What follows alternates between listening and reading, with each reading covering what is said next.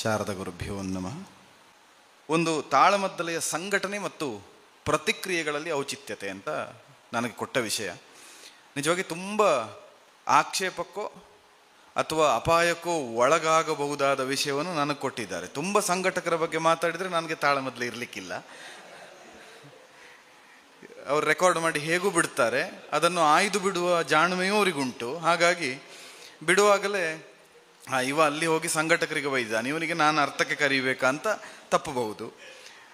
ಆದರೆ ವಸ್ತುನಿಷ್ಠವಾಗಿ ಅದರ ಔಚಿತ್ಯವನ್ನು ಬೆಸಗೊಳ್ಳಬೇಕಾದ್ದು ಕರ್ತವ್ಯ ಅನ್ನೋ ನೆಲೆಯಿಂದ ಒಂದಷ್ಟು ಯಥಾಮತಿಯಾಗಿ ಮಾತಾಡುವ ಪ್ರಯತ್ನವನ್ನು ಮಾಡುತ್ತೇನೆ. ತುಂಬ ಔಚಿತ್ಯದ ಬಗ್ಗೆ ಡಾಕ್ಟರ್ ಧನಂಜಯ ಕುಂಬಳೆ ಅವರು ಹಾಗೂ ಶಿವಕುಮಾರ್ ಅಳಗೋಡವರು ತುಂಬ ಹೇಳಿದ್ದಾರೆ. ಔಚಿತ್ಯದ ಪ್ರಜ್ಞೆ ಬಗ್ಗೆ ಸಂಘಟನೆಯ ವ್ಯಾಪ್ತಿಗೆ ಅದನ್ನು ತರುವುದು, ನಾವು ಔಚಿತ್ಯವನ್ನು ಯೋಚಿಸಿದರೆ ಪ್ರಾಯಶಃ ನೀವು ಈವರೆಗೆ ಯಾವುದೆಲ್ಲ ಔಚಿತ್ಯ ಪ್ರಜ್ಞೆಗಳನ್ನು ಮಾತಾಡಿದ್ದೀರೋ ಅದೆಲ್ಲ ತಪ್ಪುವುದಕ್ಕೆ ಮೂಲ ಕಾರಣವೇ ಸಂಘಟನೆ. ನೀವು ಯಾವುದ್ಯಾವ್ದು ಇರಬೇಕು ಅಂತ ಇಷ್ಟೊತ್ತು ಹೇಳಿದ್ದೀರೋ, ರಸ ಪ್ರತಿಪಾದನೆಯಿಂದ ತೊಡಗಿ ಪದ್ಯದ ಎಡಿಟಿಂಗ್ಗಳೋ ಪ್ರಸಂಗದ ಸಂಪಾದನೆಯೋ ಇತ್ಯಾದಿ ಯಾವುದೆಲ್ಲ ನೀವು ಹೇಳಿದ್ದೀರಿ ಅದೆಲ್ಲವೂ ಒಂದು ಕ್ಷಣದಲ್ಲಿ ಯಾವ ಒಂದು ಕಿಡಿಯ ಸ್ಪರ್ಶದಿಂದ ಇಡೀ ಒಂದು ಕಾಷ್ಟ ಸುಟ್ಟು ಭಗ್ನ ಆಗ್ತದೋ ಹಾಗೆ ನೀವು ಹೇಳಿದ ಔಚಿತ್ಯದ ಕಲಾಮೂರ್ತಿ ಒಂದು ಸ್ಪರ್ಶದಿಂದ ಸುಟ್ಟು ದಗ್ಧವಾಗುವ ಸಾಧ್ಯತೆ ಇದ್ದರೆ ಅದು ಸಂಘಟನೆಯ ಅನೌಚಿತ್ಯದಿಂದ. ಸಂಘಟನೆಯಲ್ಲಿ ಔಚಿತ್ಯ ಇದ್ದರೆ ನೀವು ಹೇಳಿದ ಎಲ್ಲವನ್ನೂ ತರುವುದಕ್ಕೆ ಸಾಧ್ಯ. ಕ್ಷೇಮೇಂದ್ರ ಬಹಳ ದೊಡ್ಡ ಔಚಿತ್ಯದ ಬಗ್ಗೆ ಮಾತಾಡುವಾಗ ನಾನು ಒಂದು ಸರಳವಾಗಿ ಅದನ್ನು ಹೇಳುವುದಿದ್ರೆ, ಯಾಕಂದರೆ ಸಂಸ್ಕೃತದ ಬಗ್ಗೆ ವಿಸ್ತಾರವಾಗಿ ಹೇಳುವ ಸಾಧ್ಯತೆ ಅಧ್ಯಕ್ಷರಿಗೆ ಇರುವುದರಿಂದ ಅದನ್ನು ಅವರು ವಿಸ್ತರಿಸ್ತಾರೆ ಅನ್ನೋ ಭರವಸೆಯಲ್ಲಿ, ಯಾವುದು ಎಲ್ಲಿ ಹೇಗಿರಬೇಕು ಅನ್ನೋದೇ ಔಚಿತ್ಯ ಅಷ್ಟೇ. ಅದು ಅಲ್ಲಿ ಇಲ್ಲದೇ ಇದ್ದರೆ ಅದು ಅನೌಚಿತ್ಯ. ಭಾಳ ಸರಳವಾಗಿ ಯಕ್ಷಗಾನದ ಪಾರಿಭಾಷೆಯಲ್ಲಿ ಹೇಳುವುದಿದ್ರೆ, ಆ ಸೊಂಟಕ್ಕೆ ಕಟ್ಟಿದ್ದನ್ನು ಕುತ್ತಿಗೆಗೆ ಕಟ್ಟಿದರೆ ಅದು ಅನೌಚಿತ್ಯ. ಸೊಂಟದ್ದು ಸೊಂಟದಲ್ಲೇ ಇದ್ದು ಕಂಠದ್ದು ಕಂಠದಲ್ಲೇ ಇದ್ದರೆ ಅದು ಔಚಿತ್ಯ ಅಂತ ಗೋಚರಿಸಲ್ಪಡುತ್ತದೆ. ಸಂಘಟನೆಯ ದೃಷ್ಟಿಕೋನವನ್ನು ನಾನು ತೆಗೆದುಕೊಂಡ್ರೆ ನನ್ನ ಸೌಕರ್ಯಕ್ಕಾಗಿ, ವಿಷಯ ಮಂಡನೆಯ ಸೌಕರ್ಯಕ್ಕಾಗಿ ಸಂಘಟಕರನ್ನು ನಾನು 3 ವಿಧವಾಗಿ ವಿಂಗಡಿಸ್ತೇನೆ. ಇದು ನನ್ನದ್ದೇ. ಒಂದು, ಕಲೆಯಲ್ಲಿ ಪೂರ್ವಾನುಭವವನ್ನು ಹೊಂದಿದಂತಹ ಒಬ್ಬ ಸಂಘಟಕ, ಅವನನ್ನು ಕಲಾನುಭವಿ ಸಂಘಟಕ ಅಂತ ಹೇಳುವ. ಕಲೆಯಲ್ಲಿ ಅನುಭವವನ್ನು ಇದ್ದವ ಅವ. ತಾಳಮದ್ದಲೆ ಅಂದರೆ ಏನು, ತಾಳಮದ್ದಲೆ ಹೇಗಿರ್ತದೆ, ತಾಳಮದ್ದಲೆಯ ವ್ಯಾಪ್ತಿ ವಿಸ್ತಾರಗಳು ಎಷ್ಟು, ತಾಳಮದ್ದಲೆಯ ಒಳ ಹರಿವುಗಳೆಷ್ಟು, ಒಳ ಸುಳಿಗಳೇನು, ಇದನ್ನು ತಿಳಿದಂಥ ಅನುಭವಿ. ಅವನು ಔಚಿತ್ಯಪೂರ್ಣವಾದ ತಾಳಮದ್ದಲೆಗಳನ್ನು ಖಂಡಿತ ಸಂಘಟಿಸ್ತಾನೆ, ಅವನಿಂದ ಯಾವ ಅಪಾಯವೂ ಇಲ್ಲ. ಎರಡನೆಯ ವರ್ಗ ಕಲಾಸಕ್ತ ಸಂಘಟಕ. ಅವನಿಗೆ ಕಲೆಯಲ್ಲಿ ಆಸಕ್ತಿ ಮಾತ್ರ ಇರ್ತದೆ, ಕಲೆಯಲ್ಲಿ ಅನುಭವ ಇಲ್ಲ. ತಾಳಮದ್ದಲೆಯ ಬಗ್ಗೆ ವಿಪರೀತ ಆಸಕ್ತಿ. ನಮ್ಮನೇಲೊಂದು ತಾಳಮದ್ದಲೆ ಆಗಬೇಕು, ನಮ್ಮ ಗಣಪತಿ ಗಣೇಶೋತ್ಸವದಲ್ಲಿ ಒಂದು ತಾಳಮದ್ದಲೆ ಆಗಬೇಕು, ನಮ್ಮಲ್ಲಿ ನವರಾತ್ರಿಯಲ್ಲಿ ದೇವಸ್ಥಾನದಲ್ಲಿ ಒಂದು ತಾಳಮದ್ದಲೆ ಆಗಬೇಕು, ಇಷ್ಟೇ ಅವನಿಗಿರುವುದು. ಅವನಿಗೆ ಆ ತಾಳಮದ್ದಲೆಯ ಒಳಹೊರವುಗಳು ಗೊತ್ತಿಲ್ಲ, ತಾಳಮದ್ದಲೆ ವಿಸ್ತಾರಗಳು ಗೊತ್ತಿಲ್ಲ, ಅದರ ಗುಣದೋಷಗಳ ಬಗ್ಗೆ ಗೊತ್ತಿಲ್ಲ. ಅವನಿಗಿರುವುದಷ್ಟೇ ಒಂದು ತಾಳಮದ್ದಲೆ ಆಗಬೇಕು. ಇಲ್ಲಿ ಅನೌಚಿತ್ಯಗಳು ಏರ್ಪಡುವ ಸಾಧ್ಯತೆಗಳು ವಿಪುಲವಾಗಿದೆ. ಯಾಕಂದರೆ ಪ್ರಭಾವಕ್ಕೊಳಗಾಗುವ ಸಾಧ್ಯತೆ ಆ ಸಂಘಟಕನಿಗೆ ತುಂಬ ಇರ್ತದೆ. ಮೂರನೆಯದ್ದು ನಾನು ಹೇಳ್ತೇನೆ, ಇದು ಎರಡೂ ಅಲ್ಲದೆ ಇರುವಂಥದ್ದು. ಅದನ್ನು ನಾವು ಹೆಸರಿಸ್ಬೋದೋ ಗೊತ್ತಿಲ್ಲ, ಅದನ್ನು ಹೆಸರಿಸ್ತಾ ಇದ್ದೇನೆ. ಅವರಿಗೆ ಕಲೆಯ ಬಗ್ಗೆ ಆಸಕ್ತಿಯೂ ಇಲ್ಲ, ಕಲೆಯ ಬಗ್ಗೆ ಅನುಭವವೂ ಇಲ್ಲ. ಅವರಿಗೇನು ಕೇಳಿದರೆ ಒಂದು ತಾಳಮದ್ದಲೆ ತನ್ನ ಹಿತಕ್ಕಾಗಿ ಆಗಬೇಕು, ಅವರನ್ನು ಫಲಾನುಭವಿ ಸಂಘಟಕರು ಅಂತ ಹೇಳ್ಬೋದು. ಇದು ಮೂರನೆಯದ್ದು. ಅವನು ಕಲಾನುಭವಿಯೂ ಅಲ್ಲ, ಕಲಾಸಕ್ತನೂ ಅಲ್ಲ, ಸ್ವಹಿತವನ್ನು ಪ್ರತಿಪಾದಿಸುವುದಕ್ಕೊಂದು ಫಲಾನುಭವಿ. ಅವನಿಗೆ ಒಂದು 50,000ಕ್ಕೆ ಒಂದು ತಾಳಮದ್ದಲೆ ಮಾಡಿ ಕೊಡ್ತೇನೆ, ಅದರಲ್ಲಿ 25 ಅವನೇ ಇಟ್ಟುಕೊಳ್ತಾನೆ. ಅವನಿಗೆ ಆಗಬೇಕಾದ್ದೇನು, ತಾಳಮದ್ದಲೆ ಆಗಬೇಕಾದ್ದಿಲ್ಲ, 25 ಅವನಿಗೆ ಬರಬೇಕು. ಇದು ಅನಿವಾರ್ಯ ಸತ್ಯ, ಇದನ್ನು ಮುಕ್ತವಾಗಿ ಹೇಳಲೇಬೇಕಾದ ಪರಮ ಸತ್ಯ. ಈ 3 ವರ್ಗದ ತಾಳಮದ್ದಲೆಯ ಸಂಘಟಕರನ್ನು ನಾನು ಹೆಸರಿಸಿದರೆ 2 ಮತ್ತು 3ನೇ ವರ್ಗದವರಿಂದ ತುಂಬ ಅನೌಚಿತ್ಯಗಳು ಇವತ್ತು ನಡೆದು ಬರ್ತಾ ಇದೆ. ಕಲಾಸಕ್ತನಾದವನು ಗೊತ್ತಿಲ್ಲದೆ ಅನೌಚಿತ್ಯಗಳಿಗೆ ಸಾಕ್ಷಿಯಾಗುತ್ತಾನೆ. ಫಲಾನುಭವಿ ಅವನು ಉದ್ದೇಶಪಟ್ಟೆ ಅನೌಚಿತ್ಯಗಳನ್ನು ಸಂಘಟಿಸ್ತಾನೆ, ಅವನು ಸಂಘಟಿಸುವುದೇ ಅನೌಚಿತ್ಯಗಳನ್ನು. ಇದನ್ನು ನಾನು ತುಂಬ ವಿಸ್ತಾರವಾಗಿ ವಿಸ್ತರಿಸ್ತಾ ಹೋಗುವುದಿಲ್ಲ ಸಮಯ ಮಿತಿಯಲ್ಲಿ. ಆದರೆ ಒಂದಷ್ಟು ಔಚಿತ್ಯಗಳು ತಪ್ಪಿ ಹೋಗುವುದಕ್ಕೆ ಅಥವಾ ಅನೌಚಿತ್ಯಗಳು ಸೊಂಟದ್ದು ಕಂಠಕ್ಕೆ ಕಂಠದ್ದು ಸೊಂಟಕ್ಕೆ ಆಗುವ ಸಾಧ್ಯತೆಗಳು ಹೇಗೆ ಅಂತ ಹೇಳಿದರೆ, ಪ್ರಾರಂಭದಲ್ಲಿ ತೊಡಗಿದರೆ ಪ್ರಸಂಗದ ಆಯ್ಕೆಯಿಂದ ಪ್ರಾರಂಭ ಆಗುತ್ತದೆ. ಒಬ್ಬ ಸಂಘಟಕ ಒಂದು ರಸಾಭಿವ್ಯಕ್ತಿಗೆ ಕಾರಣವಾಗುವಂತಹ ಸಾಧ್ಯತೆಯನ್ನು ಹೊಂದಿದ ಪ್ರಸಂಗವನ್ನು ತಾಳಮದ್ದಲೆಗೆ ಕೊಡದೇ ಇದ್ದರೆ ಅಲ್ಲಿಂದಲೇ ಅನೌಚಿತ್ಯಗಳು ಪ್ರಾರಂಭ ಆಗುತ್ತದೆ. ಬಹಳ ಸರಳ ಉದಾಹರಣೆ ಅಂತ ಹೇಳಿದರೆ, ಚೌತಿಯ ದಿವಸದ ಗಣೇಶೋತ್ಸವದ ಒಂದು ತಾಳಮದ್ದಲೆ ಮಧ್ಯಾಹ್ನ ಊಟ ಆದ ಮೇಲೆ ಆ ಸಭೆಯಲ್ಲಿ ಇದರಲ್ಲಿ ತಾಳಮದ್ದಲೆ ಸಂಘಟಿಸಿದ ಸಂಘಟಕ ರಾಮನಿರ್ಯಾಣ ಪ್ರಸಂಗವನ್ನು ಇಡ್ತಾನೆ. ಯಾಕೆ ಅಂತ ಕೇಳಿದರೆ, ಅವನು ಎಲ್ಲಿಯೋ ಒಂದು 4 ಪದ್ಯ ಒಳ್ಳೆಯದು ಕೇಳಿದ್ದಾನೆ, ಕೇಳಯ್ಯ ರಾಮ ಕೇಳಯ್ಯ ಕೇಳಿದ್ದಾನೆ. ಅದು ಬಹಳ ಚಂದ, ಚಂಡೆ ಮೊದಲೇ ಕೆಲಸ ಮಾಡಿದ್ದಾರೆ ಅಂತ ಹೇಳಿದ್ದಾನೆ. ಆ ಪದ್ಯ ನಿಮ್ಮ ಬಾಯಲ್ಲಿ ಬಹಳ ಒಳ್ಳೆಯದಾಗ್ತದೆ, ಆ ಭಾಗವತರಿಗಾಗಿ ಅದನ್ನು ಇಟ್ಟಿದ್ದೇನೆ. ಇನ್ನೆಲ್ಲಿಯೋ ಆಡಿಯೋ ವಿಡಿಯೋವನ್ನು ಲೈವ್ನಲ್ಲಿ ನೋಡಿದ್ದಾನೆ, ರಾಮನ ಪಾತ್ರವನ್ನು ಇವರು ತುಂಬ ಸಮರ್ಥವಾಗಿ ಮಾಡ್ತಾರೆ, ಅದರಿಂದ ನನಗೆ ಆ ಪ್ರಸಂಗ ಆಗಬೇಕು ಅಂತ ಇಟ್ಟಿದ್ದಾನೆ. ಔಚಿತ್ಯಪೂರ್ಣವಾದಂತಹ ಕಲಾಭಿವ್ಯಕ್ತಿ, ರಸಾಭಿವ್ಯಕ್ತಿ ಆ ವೇದಿಕೆಯಲ್ಲಿ ಅಸಂಭವ. ಅದು ಯಾವ ಕಲಾವಿದ ಬಂದರೂ ಮಾಡಲಿಕ್ಕೆ ಸಾಧ್ಯ ಇಲ್ಲ. ಅವರಷ್ಟಕ್ಕೆ ಅವರು ಚರ್ಚೆ ಆಗ್ತಿರ್ತದೆ. ಪಾಯಸ ಹಾಕೊಂಡು ಬಂದ್ಯಾ ಅಂತ ಒಬ್ಬ ಕೂಗ್ತಾ ಇರ್ತಾನೆ, ಇವನಲ್ಲಿ ಕೂತ್ಕೊಂಡು ಜನಪಕುಲಮಣಿ ರಾಮಚಂದ್ರನು ಅಂತ ಹೇಳಿ ಅರ್ಥವನ್ನು ಪೀಠಿಕೆಯನ್ನು ಕೊಡುವುದಕ್ಕೋ ಅಥವಾ ಪ್ರಚನ್ನ ವೇಷದಿಂದ ಭೂಸುರನಾಗಿ ಕೆಳಗಿಳಿದ ಅನ್ನೋದನ್ನು ವಿಸ್ತಾರ ಮಾಡುವುದಕ್ಕೋ ಸಾಧ್ಯವೇ ಇಲ್ಲ. ಅಂದರೆ ಅಭಿವ್ಯಕ್ತಿ ಮತ್ತು ಔಚಿತ್ಯ ಸಂಘಟಕನ ದೋಷದಿಂದಾಗಿ ಇಡೀ ತಾಳಮದ್ದಲೆಯ ಸ್ವರೂಪ ಕೆಟ್ಟ ನಿಲ್ತದೆ. ಎರಡನೆಯದ್ದು ಅರ್ಥಧಾರಿಗಳ ಆಯ್ಕೆ. ಬಹು ಸಂದರ್ಭಗಳಲ್ಲಿ ಇದು ಒಂದು ದೊಡ್ಡ ತೊಡಕು ಹೌದು. ಸಣ್ಣ ಉದಾಹರಣೆ ಕೊಡಬೇಕು ಅಂತಾದರೆ ಸುದರ್ಶನ ವಿಜಯ ಪ್ರಸಂಗವನ್ನು ತಾಳಮದ್ದಲೆಯಾಗಿ ಇಟ್ಟಿದ್ದೇವೆ. ಲಕ್ಷ್ಮೀ ಪಾತ್ರವನ್ನು ಮಾಡುವುದಕ್ಕೆ ಸ್ತ್ರೀ ಪಾತ್ರದ ಅರ್ಥ ಹೇಳುವುದಕ್ಕೆ ಬೇಕು. ಪ್ರಸಕ್ತ ನಮ್ಮ ಯಕ್ಷಗಾನ ರಂಗಭೂಮಿಯಲ್ಲಿ ಸ್ತ್ರೀ ಪಾತ್ರವನ್ನು ಸಮರ್ಥವಾಗಿ ನಿರ್ವಹಿಸುವಲ್ಲವರು ಹರೀಶ್ ಬಳಂತಿಮಗರು. ಇದು ನಮಗೆ ಗೊತ್ತಿರುವ ವಿಷಯ. ಸ್ತ್ರೀ ಪಾತ್ರದ ಅರ್ಥ ಹೇಳುವವರು ಬಹಳ ಕಡಿಮೆ ಮಂದಿ. ಅವರಲ್ಲಿ ಅಗ್ರಗಣ್ಯರು ಅನಿಸಿಕೊಂಡವರು ಹರೀಶ್ ಅಣ್ಣ ಸಿಕ್ಕಲಿಲ್ಲ. ಇನ್ನೊಂದು 4 ಜನರು ಸ್ತ್ರೀ ಪಾತ್ರ ಹೇಳುವವರಿಗೆ ಪ್ರಯತ್ನ ಪಟ್ಟರು, ಸಿಕ್ಕಲಿಲ್ಲ. ಬಯಲಾಟ ಮತ್ತು ಮೇಳಗಳಲ್ಲಿದ್ದಂತಹ ಸ್ತ್ರೀ ಪಾತ್ರ ನಿರ್ವಹಣೆ ಮಾಡುವವರನ್ನು ಪ್ರಯತ್ನಿಸಿತು, ಚೌತಿಯ ಸಂದರ್ಭ ಇಲ್ಲ, ಅವರೂ ಸಿಕ್ಕಲಿಲ್ಲ. ಏನು ಮಾಡುವುದು ಆವಾಗ? ಸುದರ್ಶನ ವಿಜಯವೇ ಆಗಬೇಕು. ಪ್ರಾಯೋಜಕ ಹೇಳಿದ್ದಾನೆ, ಸುದರ್ಶನ ವಿಜಯ ಆದರೆ ಹಣ ಕೊಡ್ತೇನೆ, ಇಲ್ದಿದ್ರೆ ಇಲ್ಲ ಅಂತ. ಸುದರ್ಶನ ವಿಜಯವನ್ನು ಇಡಬೇಕು. ಲಕ್ಷ್ಮೀ ಪಾತ್ರಕ್ಕೆ ಯಾರನ್ನು ಹುಡುಕುವ? ಆಗೇನು ಮಾಡ್ತೇವೆ? 2 ಸಾಧ್ಯತೆ. ಒಂದು, ಯಾರನ್ನೊಬ್ರು ಬಲಾತ್ಕಾರಕ್ಕೆ ಏನಾದರೂ ಮಾಡಿ ಸುಧಾರಿಸಿ ಅಂತ. ಈ ಶಬ್ದವೇ ಬಹಳ ಕೆಟ್ಟದ್ದು ಅಂತ ನಾನು ಭಾವಿಸ್ತೇನೆ. ಸುಧಾರಣೆ ಅನ್ನುವ ಶಬ್ದ ನಿಜವಾಗಿ ಉನ್ಮುಖಿಯಾದದ್ದು, ಮೇಲ್ಮುಖವಾದದ್ದು. ನಮ್ಮ ಯಕ್ಷಗಾನದ ಭಾಷೆಯಲ್ಲಿ ಸುಧಾರಿಸುವುದು ಅಂದರೆ ಅಲ್ಲಿಂದ ಅಲ್ಲಿಗೆ ಮಾಡುವುದು ಅಂತ. ಯಕ್ಷಗಾನದ ಪಾರಿಭಾಷೆಯಲ್ಲಿ ಒಂದು ಪಾತ್ರ ಸುಧಾರಿಸಿಕೊಡಿ ಮರ ಆಗ್ತದೆ ಅಂತ ಹೇಳಿದರೆ, ಸುಧಾರಿಸುವುದು ಅಂತ ಹೇಳಿದರೆ ಅದನ್ನು ಏನೋ ಒಂದು ಮಾಡಿ ತೇಪೆ ಹಚ್ಚಿ ಬರುವುದು ಸುಧಾರಣೆ ಅಂತ ಆಗಿ ಹೋಗಿದೆ ನಮ್ಮ ಯಕ್ಷಗಾನದ ಪಾರಿಭಾಷೆಯಲ್ಲಿ. ಅವನನ್ನು ತಂದು ಕೂರಿಸ್ತೇವೆ. ಇಲ್ಲ, ತೀರಾ ಹವ್ಯಾಸಿ ಅನಿಸಿದವನನ್ನೋ ತೀರಾ ಕ್ಷೇತ್ರಕ್ಕೆ ಹೊಸಬ ಅನಿಸಿದವನನ್ನೋ ತಂದು ಕೂರಿಸಿ ಬಿಡ್ತೇವೆ. ಕೂರಿಸುವ ಮೊದಲು ಚೌಕಿಯಲ್ಲಿ ಒಂದು ಸಾರ್ವತ್ರಿಕವಾದಂಥ ಸ್ಟೇಟ್ಮೆಂಟನ್ನು ಕೊಡ್ತೇವೆ. ಆ ಸ್ಟೇಟ್ಮೆಂಟ್ ಏನು? ಅನಿವಾರ್ಯಕ್ಕೆ ತಂದಿದ್ದೇವೆ, ಭಾಳ ಹೆದರಿದ್ದಾನೆ, ನೀವು ಉಪದ್ರ ಕೊಟ್ಟರೆ ಇಲ್ಲಿಂದಲೇ ಹೋಗ್ತಾನೆ ಅಂತ ಉಳಿದ ಅರ್ಥಧಾರಿಗಳಿಗೆ ಹೇಳ್ತಾರೆ. ಆಗ ಉಳಿದ ಅರ್ಥಧಾರಿ ಏನು ಮಾಡ್ತಾನೆ? ವಿಷ್ಣು ಮಾಡಿದವ, ಸುದರ್ಶನ ಮಾಡಿದವ, ಆ ಲಕ್ಷ್ಮೀ ಪಾತ್ರ ಮಾಡಿದವ ಏನು ಹೇಳಿದ್ರು ಮೌನ ಸಮ್ಮತಿ, ಇಲ್ಲದಿದ್ದರೆ ಅದಕ್ಕೆ ಪೂರಕವಾದ್ದನ್ನು ಹೇಳಿ ಆ ಪ್ರಸಂಗವನ್ನು ಸಾಗು ಹಾಕ್ತಾನೆ. ಪ್ರಸಂಗ ಸಾಗು ಹಾಕಿದಲ್ಲಿ ನಿಮಗೆ ಯಾವ ನೆಲೆಯಿಂದಾದರೂ ಪ್ರಸಂಗದ ರಸಾಭಿವ್ಯಕ್ತಿ ಆಗುವುದಕ್ಕೆ ಸಾಧ್ಯ ಉಂಟಾ? ಅಸಂಭವ. ಅರ್ಥಧಾರಿಗಳ ಆಯ್ಕೆ ಸ್ವಾತಂತ್ರ್ಯ ಇರುವುದು ಸಂಘಟಕನಿಗೆ. ನೀವು ಆಕ್ಷೇಪ ಮಾಡುವುದಕ್ಕಿಲ್ಲ. ಮಾಡಿದರೆ ಏನಾಗ್ತದೆ? ಬಹುದೊಡ್ಡ ಹಣೆಪಟ್ಟಿ ಬರ್ತದೆ. ಅವ್ರ ಎದುರು ಅರ್ಥ ಹೇಳುವುದಿಲ್ಲಂತೆ, ಇವ್ರ ಎದುರು ಅರ್ಥ ಹೇಳುವುದಿಲ್ಲಂತೆ, ಇವ್ರ ಅರ್ಥ ಸಾಕಾಗುವುದಿಲ್ಲವಂತೆ. ಅದರ ಹಿನ್ನೆಲೆ ತಾಳಮದ್ದಲೆ ಎನ್ನುವಂತಹ ರಂಗಭೂಮಿಯ ಕಲಾ ಪ್ರಯೋಗದ, ಕಲಾ ವ್ಯವಸಾಯ ಅಂತ ಏನು ಹೇಳಿದೋ, ಕಲಾ ಕೃಷಿ ಅಂತ ಏನು ಹೇಳಿದೋ, ಆ ಕೃಷಿ ಬೀಜವಾಗಿ ಬೆಳೆದು, ನೀವು ಹೇಳಿದ್ರಲ್ಲ, ಹೋಗುವಾಗ ಒಂದು 4-5 ಹೊಸ ಶಬ್ದಗಳು ಕಿಸೆಯಲ್ಲಿ ಇಳಿದು ಅದರ ಅರ್ಥ ನಮಗೆ ಸಿಕ್ಕಬೇಕು ಅಂತಾದರೆ ಆ ಗುಣಮಟ್ಟದ ಅರ್ಥಧಾರಿಗಳಲ್ಲಿ ಇರಬೇಕು. ಅದಿಲ್ಲದೆ ಇರುವುದಕ್ಕೆ ಕಾರಣ ಸಂಘಟಕ. ಔಚಿತ್ಯ ಪ್ರಜ್ಞೆಯನ್ನು ಜಾಗೃತಗೊಳಿಸುವುದು ಹೇಗೆ? 3ನೆಯದ್ದು ಭಾಗವತರ ಆಯ್ಕೆ. ಇದನ್ನು ನಾನು ವಿಸ್ತರಿಸುವುದಿಲ್ಲ, ಶಿವಕುಮಾರ್ ಹೇಳಿ ಆಗಿದೆ. ಮೊದಲು ಇವರು ಧನಂಜಯಣ್ಣನೂ ಹೇಳಿದ್ದಾರೆ, ಆಲಾಪಗಳು ಅಲ್ಲಸಲ್ಲದ್ದು 1 ಗಂಟೆಯಲ್ಲಿ 3/4 ಗಂಟೆ ಅವರೇ ಅಂತ. ನೀವು ಹೇಳಿದ್ದನ್ನು ವಿಸ್ತಾರ ಮಾಡ್ತಾ ಇದ್ದೇನೆ ನಿಮ್ಮ ಅನುಮತಿಯೊಂದಿಗೆ. ಕೆಲಸ ಮಾಡುವುದು ಅನ್ನುವಂಥದ್ದು ಇವತ್ತು ಹೇಗೆ ಬಂದಿದೆ ಅಂತ ಕೇಳಿದರೆ ತುಂಬ ಬೇಸರ ಆಗುವಂಥ ವಿಷಯ. ಹಲವು ಮೇಳಗಳಿಗೆ ಪ್ರಸಂಗ ಕೊಡುವುದರಿಂದ ಹೇಳ್ತಾ ಇರೋದು. ಒಂದು ಇಡೀ ಪಾತ್ರ ಚಿತ್ರಣವನ್ನು ಮಾಡಿ ಕೊಟ್ಟ ಕ್ಷಣದಲ್ಲಿ ಮೊದಲು ಪಾತ್ರಧಾರಿ ಕೇಳುವುದೇನು ಗೊತ್ತಾ? ತನ್ನ ಪಾತ್ರ ಯಾವುದು, ತನಗೆ ಎಷ್ಟು ಸನ್ನಿವೇಶ ಉಂಟು, ತನ್ನ ಏನು ಮಾಡಬೇಕು ಅನ್ನೋ ಯಾವುದನ್ನು ಕೇಳುವುದಿಲ್ಲ. ಅವನ ಮೊದಲ ಪ್ರಶ್ನೆ, ನಂಗೆ ಕೆಲಸದ ಪದ್ಯ ಎಲ್ಲಿ ಉಂಟು ಅಂತ. ಅವನು ಬದುಕಿರುವುದೇ ಕುಣಿಲಿಕ್ಕೆ ಅಂತೇಳಿ ಆಗಿದೆ.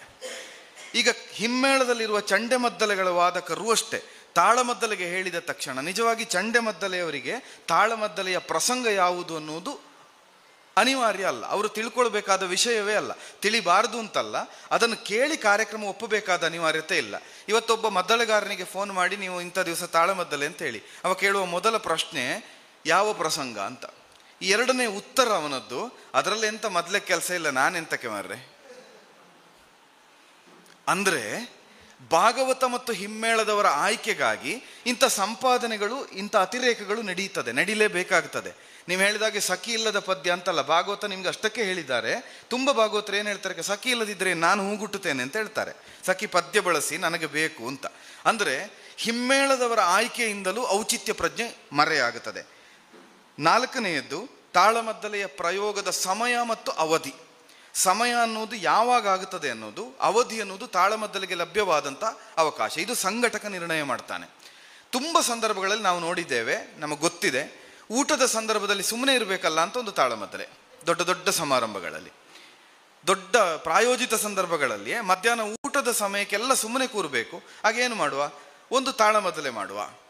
ಇಲ್ಲ, ಎಲ್ಲ ಮುಗಿದ ಮೇಲೆ ರಾತ್ರಿ ಶಿವರಾತ್ರಿ ದಿವಸ ಜಾಗರಣೆ, ಮೊದಲಿಗೆ ಸಂಗೀತ ಇರ್ತದೆ, ಭರತನಾಟ್ಯ ಇರ್ತದೆ, ಎಲ್ಲ ಇರ್ತದೆ. 12 ಗಂಟೆ ಮೇಲೆ ದೇವಸ್ಥಾನದವರು ಬಿಟ್ಟು ಮತ್ತೆ ಯಾರು ಇರುವುದಿಲ್ಲ, ಆಗ ತಾಳಮದ್ದಲೆ ಇಡು. ಯಾಕಂದ್ರೆ ಕಾಯ್ಲಿಕ್ಕೆ ಒಂದು 4 ಜನ ಇರ್ತಾರೆ ಅರ್ಥಧಾರಿಗಳು. ಇದು ಸಂಘಟಕನ ಸಮಯ. ನಾನು ಇದನ್ನು ಆಕ್ಷೇಪಿಸ್ತಾ ಹೇಳ್ತಾ ಇರುವುದಲ್ಲ, ಇದು ವಾಸ್ತವ.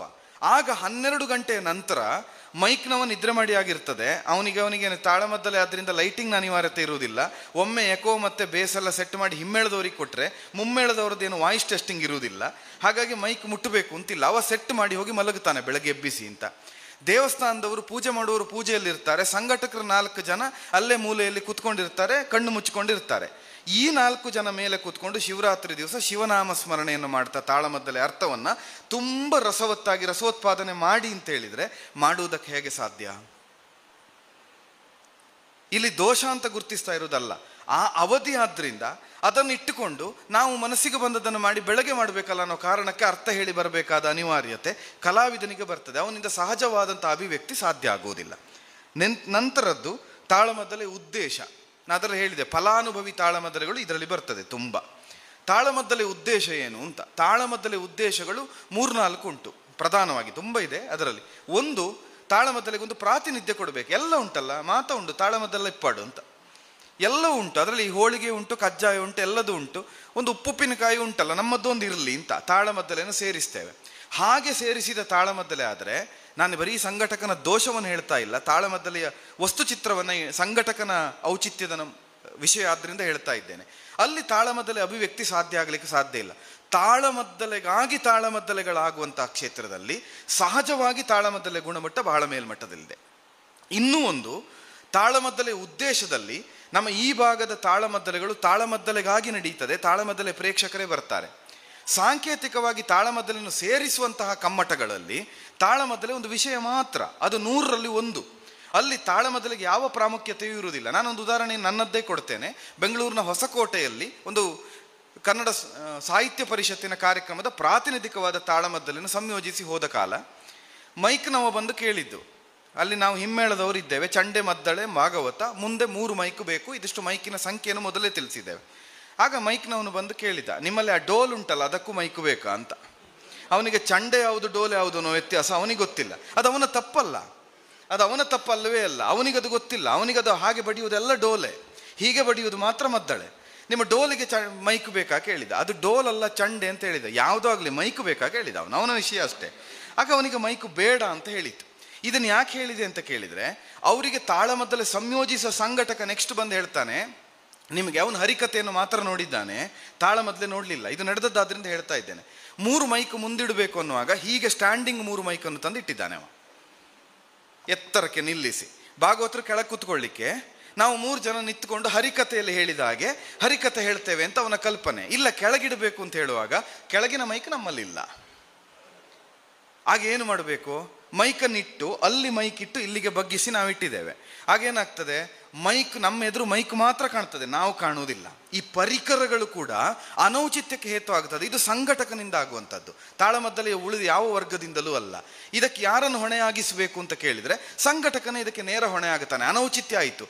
ಅದನ್ನು ಕಾಣುವಾಗ ನಾವೇನು ಹೇಳ್ತೇವೆ, ಇವರಿಗೊಂದು ಪ್ರಜ್ಞೆ ಇಲ್ಲ, ಹೇಗೆ ವೇದಿಕೆ ಇರಬೇಕು ಅಂತಿಲ್ಲ, ತಾಳಮದ್ದಲೆ ರಂಗಭೂಮಿಯ ಮೇಲೆ ಗೌರವ ಇಲ್ಲ ಅಂತ. ಗೌರವ ಉಂಟು ನಮಗೆ, ಹಾಗಂತ ನಾವೇ ಮೈಕ್ ತಗೊಂಡು ಹೋಗ್ಲಿಕ್ಕೆ ಆಗ್ತದಾ? ಸಾಧ್ಯ ಇಲ್ಲ. ಇದು ಸಂಘಟಕನಿಂದ ಆದ ಅಲ್ಪಜ್ಞಾನದಿಂದ ಆಗುವಂತಹ ಅತಿರೇಕಗಳು. ಮುಂದಿನದ್ದು ಪ್ರೇಕ್ಷಕರ ಗುಣಮಟ್ಟ ಮತ್ತು ನಿರೀಕ್ಷೆ. ಮಾತಾಡಬೇಕು ಅಂತಲೇ ಇಲ್ಲ. ಪ್ರೇಕ್ಷಕರ ಗುಣಮಟ್ಟ ಮತ್ತು ನಿರೀಕ್ಷೆ ಎರಡು. ನಿರೀಕ್ಷೆಗಳು ಹೇಗೆ ಅನ್ನೋದಕ್ಕೆ ಹರೀಶಣ್ಣ ಹೇಳಿದ್ದಾರೆ. ಯಾವ ಪ್ರಸಂಗವೇ ಆಗಲಿ ನನಗೆ ಮುನಿಸು ತರವೇ ಬೇಕು. ನಮ್ಮಲ್ಲಿ ಒಂದು ಗಾದೆ ಉಂಟು, ಪ್ರಸಂಗ ಯಾವುದಾದ್ರೂ ಆಗಲಿ ನನ್ನದ್ದು ಹನುಮಂತ ಅಂತ. ಅದೊಂದು ಫಿಕ್ಸ್ ಉಂಟು, ನಾನು ಹನುಮಂತ ಮಾಡುವ ಅಂತ. ಪ್ರಸಂಗ ಯಾವುದಾದ್ರೂ ಆಗಲಿ ನನ್ನದ್ದು ಹನುಮಂತ ಅಂತ. ಇದು ಆ ನೆಲೆಯಿಂದ ಪ್ರೇಕ್ಷಕರ ಗುಣಮಟ್ಟ ಉಂಟು. ಹೇಗೆ ಅನ್ನೋದು ಪ್ರಶ್ನೆ ಅಲ್ಲ, ಇವತ್ತಿಗೂ ನಡೀತದೆ. ಹರೀಶಣ್ಣ ಸಾಕ್ಷಿಯಾಗಿದ್ದಾರೆ. ಯಾವ ಭಾಗ ಅಂತ ಉದಾಹರಿಸೋದು ಬೇಡ, ಯಾಕಂದ್ರೆ ರೆಕಾರ್ಡ್ ಇರೋದ್ರಿಂದ. ಇಲ್ಲಿದ್ರೆ ಹೆಸರು ಹೇಳ್ತಿದ್ದೆ.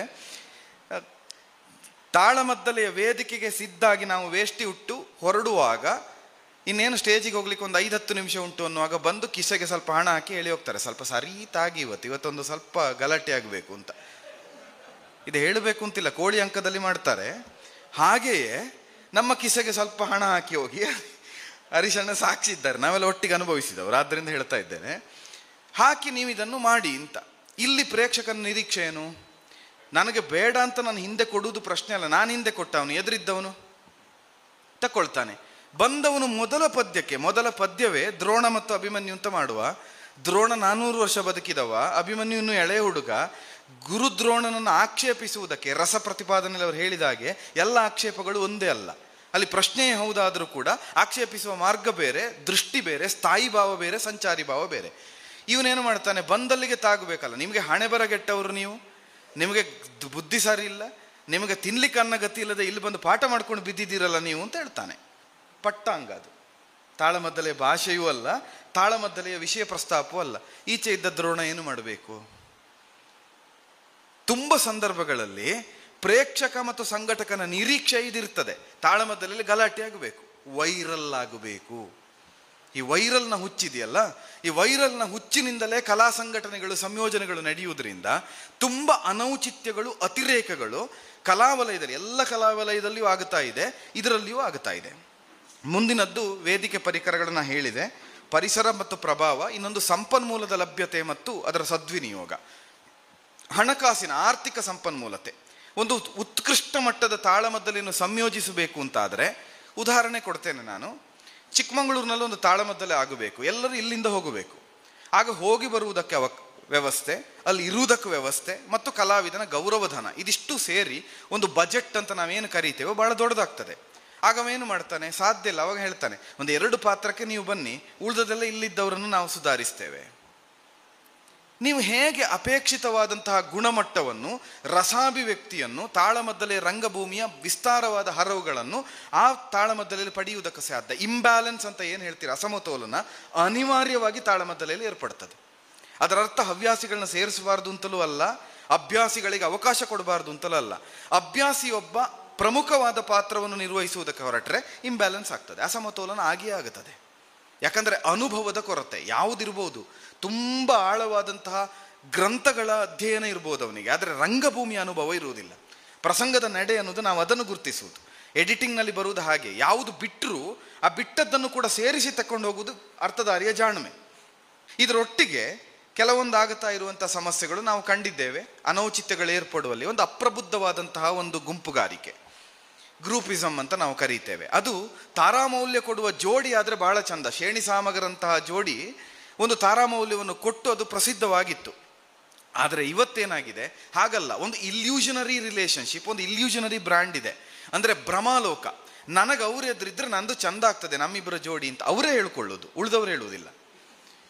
ಆಗೇನಾಗ್ತದೆ, ಅದು ಮಾಡಿಸುವವನಿಗೆ, ನೋಡುವವನಿಗೆ, ಯಾವನಿಗೂ ರಸಾಭಿವ್ಯಕ್ತಿ ಹುಟ್ಟಲಿಕ್ಕೆ ಸಾಧ್ಯ ಇಲ್ಲ.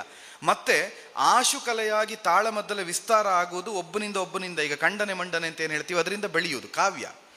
ಒಂದು ಶ್ರವ್ಯ ಸುಖ ಸಿಗುವುದು, ನಿಮಗೆ ಶ್ರವಣ ಸುಖ ಲಭ್ಯ ಆಗುವುದು, ಅದು ಬೆಳೀತಾ ಹೋದದ್ರಿಂದ ಇದೇನಾಗ್ತದೆ, ಇಲ್ಲಿ ಒಂದು ಸೆಟ್ಟಿಂಗ್ನ ಹಾಗೆ ಪೂರ್ವ ನಿರ್ಧಾರ. ನಮ್ಮಿಬ್ಬರ ಜೋಡಿ, ನಾನು ಇದನ್ನೇ ಹೇಳ್ತೇನೆ, ಇದನ್ನೇ ಹೇಳು, ಸ್ಕ್ರಿಪ್ಟ್ ಆಗ್ತದೆ. ತಾಳಮದ್ದಲೆ ಸ್ಕ್ರಿಪ್ಟ್ ಆದ ಕೂಡಲೇ ತಾಳಮದ್ದಲೆಯ ಮೂಲಭೂತವಾದ ಆಶು ವಾಚಿಕ ವಿಭಾಗ ಏನುಂಟು ಅದು ಸಾಯ್ತದೆ. ಅದು ಸತ್ತ ಮೇಲೆ ಇಡೀ ತಾಳಮದ್ದಲೆಗೆ ಯಾವುದು ಕೊಟ್ಟರೂ ತೊಂದರೆ ಇಲ್ಲ. ಔಚಿತ್ಯಕ್ಕೆ ಬಹಳ ವಿಸ್ತಾರವಾಗಿ ಕೊಟ್ಟಂತಹ ಅಭಿನವ ಗುಪ್ತ ಕೂಡ ಹೇಳ್ತಾನೆ, ಅಂಗಿ ಸಂಬಂಧ ಅಂತ. ಅಂಗಿ ನಾವು ಎಷ್ಟು ಒಳ್ಳೇದು ಹಾಕಬೇಕು ಅಂದರೆ ಅಂಗಕ್ಕೆ ಸರಿಯಾದಾಗಬೇಕು. ನಾನು ಇನ್ಯಾರದ್ದು ಅಳತೆ ಅಂಗಿ ಹಾಕಿದರೆ ಒಂದ ಹಿಡಿಯುವುದಿಲ್ಲ, ಒಂದ ಲೂಸ್ ಆಗ್ತದೆ. ನನ್ನ ಅಂಗಕ್ಕೆ ಸರಿಯಾದ ಅಂಗಿ ಆಗಬೇಕು. ಈ ಇಂಬ್ಯಾಲೆನ್ಸ್ ಆಗುವುದು ಪಾರಸ್ಪರಿಕವಾದ ಒಂದು ಇಲ್ಯೂಷನರಿ ಭ್ರಮೆಯಿಂದ, ಒಂದು ಭ್ರಮಾಲೋಕದ ಸಾಧ್ಯತೆಯಿಂದ. ಇನ್ನೊಂದು ಸಂಘಟಕನ ಅನಿವಾರ್ಯತೆ ಮತ್ತು ಅಸಹಾಯಕತೆ ಕೆಲಸ ಮಾಡ್ತದೆ. ಅನಿವಾರ್ಯತೆ ಅಸಹಾಯಕತೆ ಹೇಗೆ ಅಂತ ಕೇಳಿದರೆ, ಒಂದು 10 ಜನರನ್ನು ಸೇರಿಸಿ ಕಲೆ ಹಾಕಿ ಮಾಡುವಂಥ ಒಂದು ಕಾರ್ಯಕ್ರಮ, 10 ಸಮಸ್ತರ ಕಾರ್ಯಕ್ರಮ, ಸ್ಪಾನ್ಸರ್ಶಿಪ್ ತಗೊಂಡು ಮಾಡುವ ಕಾರ್ಯಕ್ರಮ ಮಾಡಲಿಕ್ಕೆ ಹೊರಟಿದ್ದೇವೆ. ನಾವು ಮೊದಲ ಸ್ಪಾನ್ಸರ್ಶಿಪ್ ಹೋಗಿ ಕೇಳ್ತೇವೆ. ಕೇಳಿದ ತಕ್ಷಣ ಅವನ ಮೊದಲ ಉತ್ತರವೇ ಅದು, ನನ್ನದ್ದು 10,000 ಉಂಟು, ಇಂಥವರನ್ನು ಕರೆಸಬೇಕು. ಎರಡೇ ಆಯ್ಕೆ ಇರುವುದು ಸಂಘಟಕನಿಗೆ, ಒಂದೋ 10,000 ಬಿಡಬೇಕು, ಇಲ್ಲದಿದ್ದರೆ ಅವನನ್ನು ಕರೀಬೇಕು. ಏನು ಮಾಡುವುದು ಸಂಘಟಕ? ಅಸಹಾಯಕತೆ ಮತ್ತು ಅನಿವಾರ್ಯತೆ.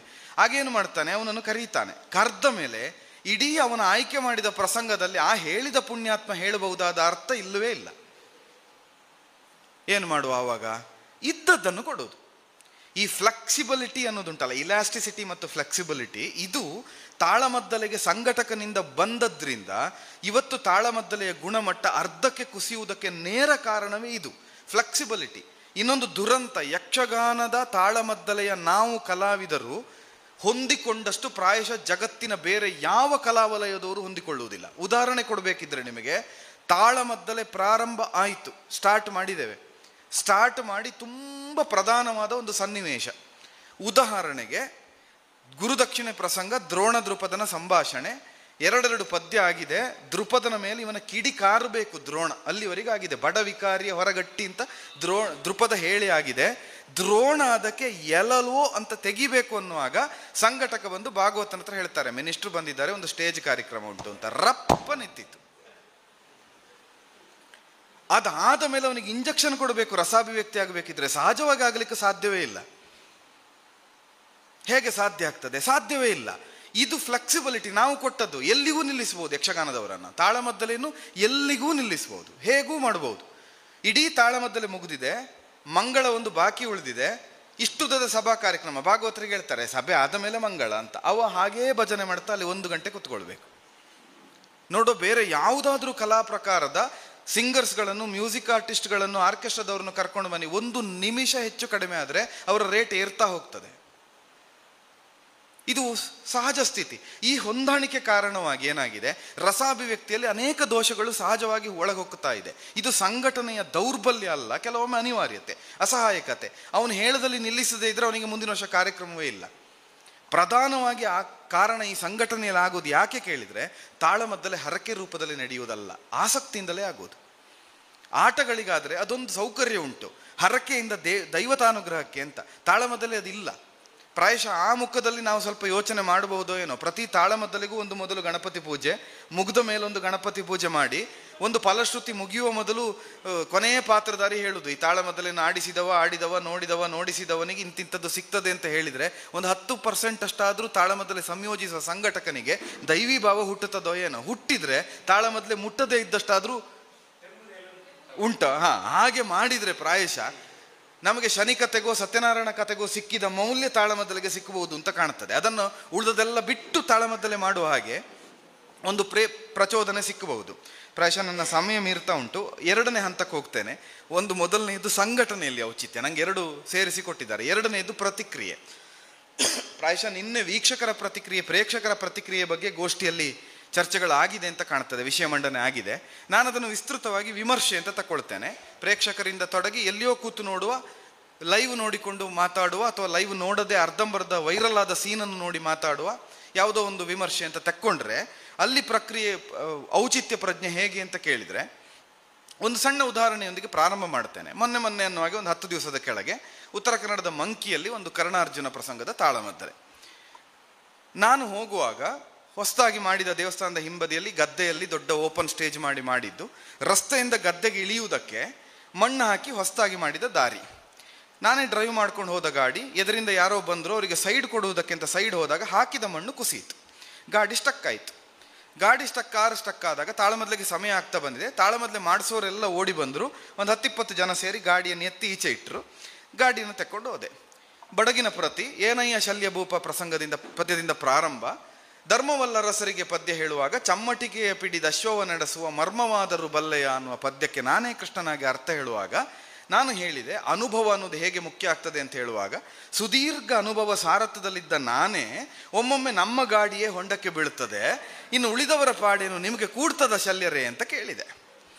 ಇದು ಯಾಕೆ ನಾ ಇದನ್ನು ಉದಾಹರಿಸಿದೆ ಅಂದರೆ, ಇದು ಆ ಹೊತ್ತಿನ ಸನ್ನಿವೇಶಕ್ಕೆ. ಆಗ ಇಡೀ ಹಿಮ್ಮೇಳದವರು, ಕೂತವರು, ನೋಡುವವರು ಎಲ್ಲರೂ ನಗೆಯಾಡಿದರು.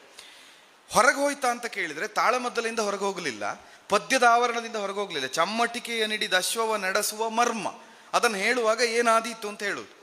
ಆದರೆ ಇದನ್ನು ಹೊರಗುಳಿದು ವಿಡಿಯೋ ನೋಡಿಕೊಂಡು ಒಬ್ಬ ವಿಮರ್ಶೆ ಮಾಡುವುದಕ್ಕೆ ಕುಳಿತುಕೊಂಡ್ರೆ, ಗಾಡಿ ಅನ್ನುವ ಶಬ್ದ ಸರಿಯೋ, ಹೊಂಡ ಅನ್ನುವ ಶಬ್ದ ಸರಿಯೋ, ಅದಲ್ಲಿ ಬೇಕೋ, ಈ ರೀತಿಯ ವಿಮರ್ಶೆಗಳು ಸಹಜವಾಗಿ ಹುಟ್ಟಿಕೊಳ್ಳುತ್ತದೆ. ಶಾಸ್ತ್ರೀಯ ಆವರಣದಿಂದ ಆ ವಿಮರ್ಶೆಯನ್ನು ಮಾಡ್ಲಿಕ್ಕೆ ಹೊರಟಾಗ ದೋಷ ಆಗಿ ಕಾಣುತ್ತದೆ. ಅಲ್ಲಿ ಗುಣವಾಗಿ ಕಾಣಿಸಿದ್ದು ಇನ್ನೊಬ್ಬ ವಿಮರ್ಶಕನಿಗದು ದೋಷವಾಗಿ ಕಾಣುತ್ತದೆ. ಅಲ್ಲಿ ಗುಣ ಅನ್ನೋ ಕಾರಣಕ್ಕೆ ಇಡೀ ಸಭೆ ಸಂತೋಷಪಟ್ಟು ಎಂಜಾಯ್ ಮಾಡಿ ಒಂದು ಕ್ಲಾಪ್ ಹಾಕಿದ ಸನ್ನಿವೇಶ ಇನ್ನೆಲ್ಲಿಯೋ ಕೂತು ನೋಡುವವನಿಗೆ ದೊಡ್ಡ ದೋಷವಾಗಿ ಕಾಣಿಸ್ತದೆ. ಇದರ ಅರ್ಥ ಏನು ಅಂತ ಕೇಳಿದರೆ, ಈ ಕಾಲದಲ್ಲಿ ಲೈವ್ ಉಂಟಾಗ ಲೈವ್ ಇರಲಿಲ್ಲ. ಪ್ರತಿ ತಾಳಮದ್ದಲಿ ನಾನು ಕೇಳಿದ್ದು, ನನಗೆ ಒಡನಾಟ ಇಲ್ಲ, ನಾವು ತುಂಬ ಇತ್ತೀಚಿನವರು, ಶೇಣಿಯವರು ಒಂದು ತಾಳಮದ್ದಲೆ ನಡೆಯಬೇಕಿದ್ರೆ ಆ ತಾಳಮದ್ದಲೆ ಆಗುವ ಜಾಗಕ್ಕೆ ಆ ದಿವಸ ಬೆಳಿಗ್ಗೆಯೇ ಹೋಗಿ ಇರ್ತಿದ್ರಂತೆ. ಬೆಳಗ್ಗೆಯಿಂದ ಸಂಜೆವರೆಗೆ ಅಲ್ಲಿದ್ದವ್ರ ಹತ್ರ ಎಲ್ಲ ಮಾತಾಡ್ಕೊಳ್ತಾ, ಅಲ್ಲಿನ ಊರಿನ ಪರಿಸ್ಥಿತಿ ಎಲ್ಲ ನೋಡ್ಕೊಳ್ತಾ, ವಾಲಿ ಸುಗ್ರೀವರ ಕಾಳಗ ಆದರೆ ಯಾರದ್ದೋ ಮನೆ ಅಣ್ಣ ತಮ್ಮನ ಜಗಳ ಇದ್ರೆ ಅದನ್ನು ತರ್ತಿದ್ರಂತೆ. ಆಗ ಇಡೀ ಊರು ವಾಲಿ ಸುಗ್ರೀವರನ್ನು ನೋಡದೆ ಅವರನ್ನು ನೋಡಿ ಸುಖ ಪಡ್ತಾ ಇತ್ತಂತೆ. ಅವು ನಮಗೆ ಹೇಳಲಿಕ್ಕೆ ಆಗದ್ದನ್ನು ರಂಗದಲ್ಲಿ ಇವರು ಹೇಳ್ತಾರೆ ಅಂತ. ಒಂದು ಸಣ್ಣ ಅಂದರೆ ಅತ್ಯಂತ ಕಲೆ ಆಪ್ತವಾಗುವುದು, ಹೃದಯವಾಗುವುದು ನಮ್ಮ ಸಮೀಪಕ್ಕೆ ಕಲೆ ಬಂದಾಗ. ನಾವು ಯಾವುದನ್ನಾದರೂ ಹಾರ್ದಿಕವಾಗಿ ಇಟ್ಕೊಳ್ಳೋದು ಯಾಕೆ? ನಾವು ತುಂಬ ಬೇಸರವಾದಾಗ ಕರುಣ ರಸ ಇರುವಂಥ ಗೀತೆಗಳನ್ನೇ ಕೇಳ್ತೇವೆ. ತುಂಬ ಸಂತೋಷ ಆದಾಗ ಸಂತೋಷದ ಗೀತೆಯನ್ನು ಕೇಳ್ತೇವೆ. ತುಂಬ ಸಂತೋಷ ಆದಾಗ ದುಃಖದ ಹಾಡು ಹೇಳ್ಕೊಂಡು ಕೂತ್ಕೊಳ್ಳೋದಿಲ್ಲ. ಆದ್ದರಿಂದಲೇ ನೀವು ಯೂಟ್ಯೂಬ್ನಲ್ಲಿ ಹುಡುಕ್ಲಿಕ್ಕೆ ಹೊರಟ್ರೆ ಸಾಂಗ್ಗಳನ್ನು ಹುಡುಕೋದಕ್ಕಿರುವ ಸಾಂಗ್ಗಳೇ ಹಾಗೆ, pathos song, sad song, love failure song ಯಾಕಿರುವುದು? ಅಂತಂಥವ್ರು ಹುಡುಕಿ ಅದು ಬಂದದ್ದು. ಅಂದರೆ ನಮಗೆ ಯಾವುದು ಹೃದಯ ಅಂತ ಅನಿಸದೆ ಕೇಳಿದ್ರೆ ನಮಗೆ ತೀರಾ ಆಪ್ತವೆನಿಸಿದ್ದು. ಅಂದರೆ ಒಂದು ಕಲಾಭಿವ್ಯಕ್ತಿಯ ಪ್ರತಿಕ್ರಿಯೆ ಎನ್ನುವುದು ಸಭೆಯ ಪ್ರತಿಕ್ರಿಯೆ ಇರಬಹುದು, ಆ ದಿವಸದ ಪ್ರೇಕ್ಷಕನ ಪ್ರತಿಕ್ರಿಯೆ ಆ ದಿವಸವನ್ನು ಅವಲಂಬಿಸಿಕೊಂಡಿರ್ತದೆ. ಪೂರ್ಣಚಂದ್ರ ತೇಜಸ್ವಿಯವರು ತುಂಬ ಹಿಂದೆ ಒಂದು ಮಾತು ಹೇಳಿದರು, ಔಚಿತ್ಯ ಪ್ರಜ್ಞೆ ಇರುವಂಥ ವಿಮರ್ಶಕರು ನಶಿಸಿ ಹೋಗುತ್ತಾ ಇರುವ ಜೀವ ಜಾತಿಗೆ ಸೇರಿದವರು, ಅವರನ್ನು ಪಂಜರದಲ್ಲಿ ಇಟ್ಟು ಪ್ರದರ್ಶನಕ್ಕಿಡಬೇಕು ಅಂತ ಭಾಳ ಮೊದಲು ಹೇಳಿದ ಮಾತು. ಅಂದರೆ ವಿಮರ್ಶಕನಿಗೆ ಔಚಿತ್ಯ, ವಿಮರ್ಶೆಯ ವಿಮರ್ಶೆ ಆಗಬೇಕು. ಮೊದಲಾಗಬೇಕಾದದ್ದು ವಿಮರ್ಶೆ ತಪ್ಪಲ್ಲ, ವಿಮರ್ಶೆಯ ವಿಮರ್ಶೆ.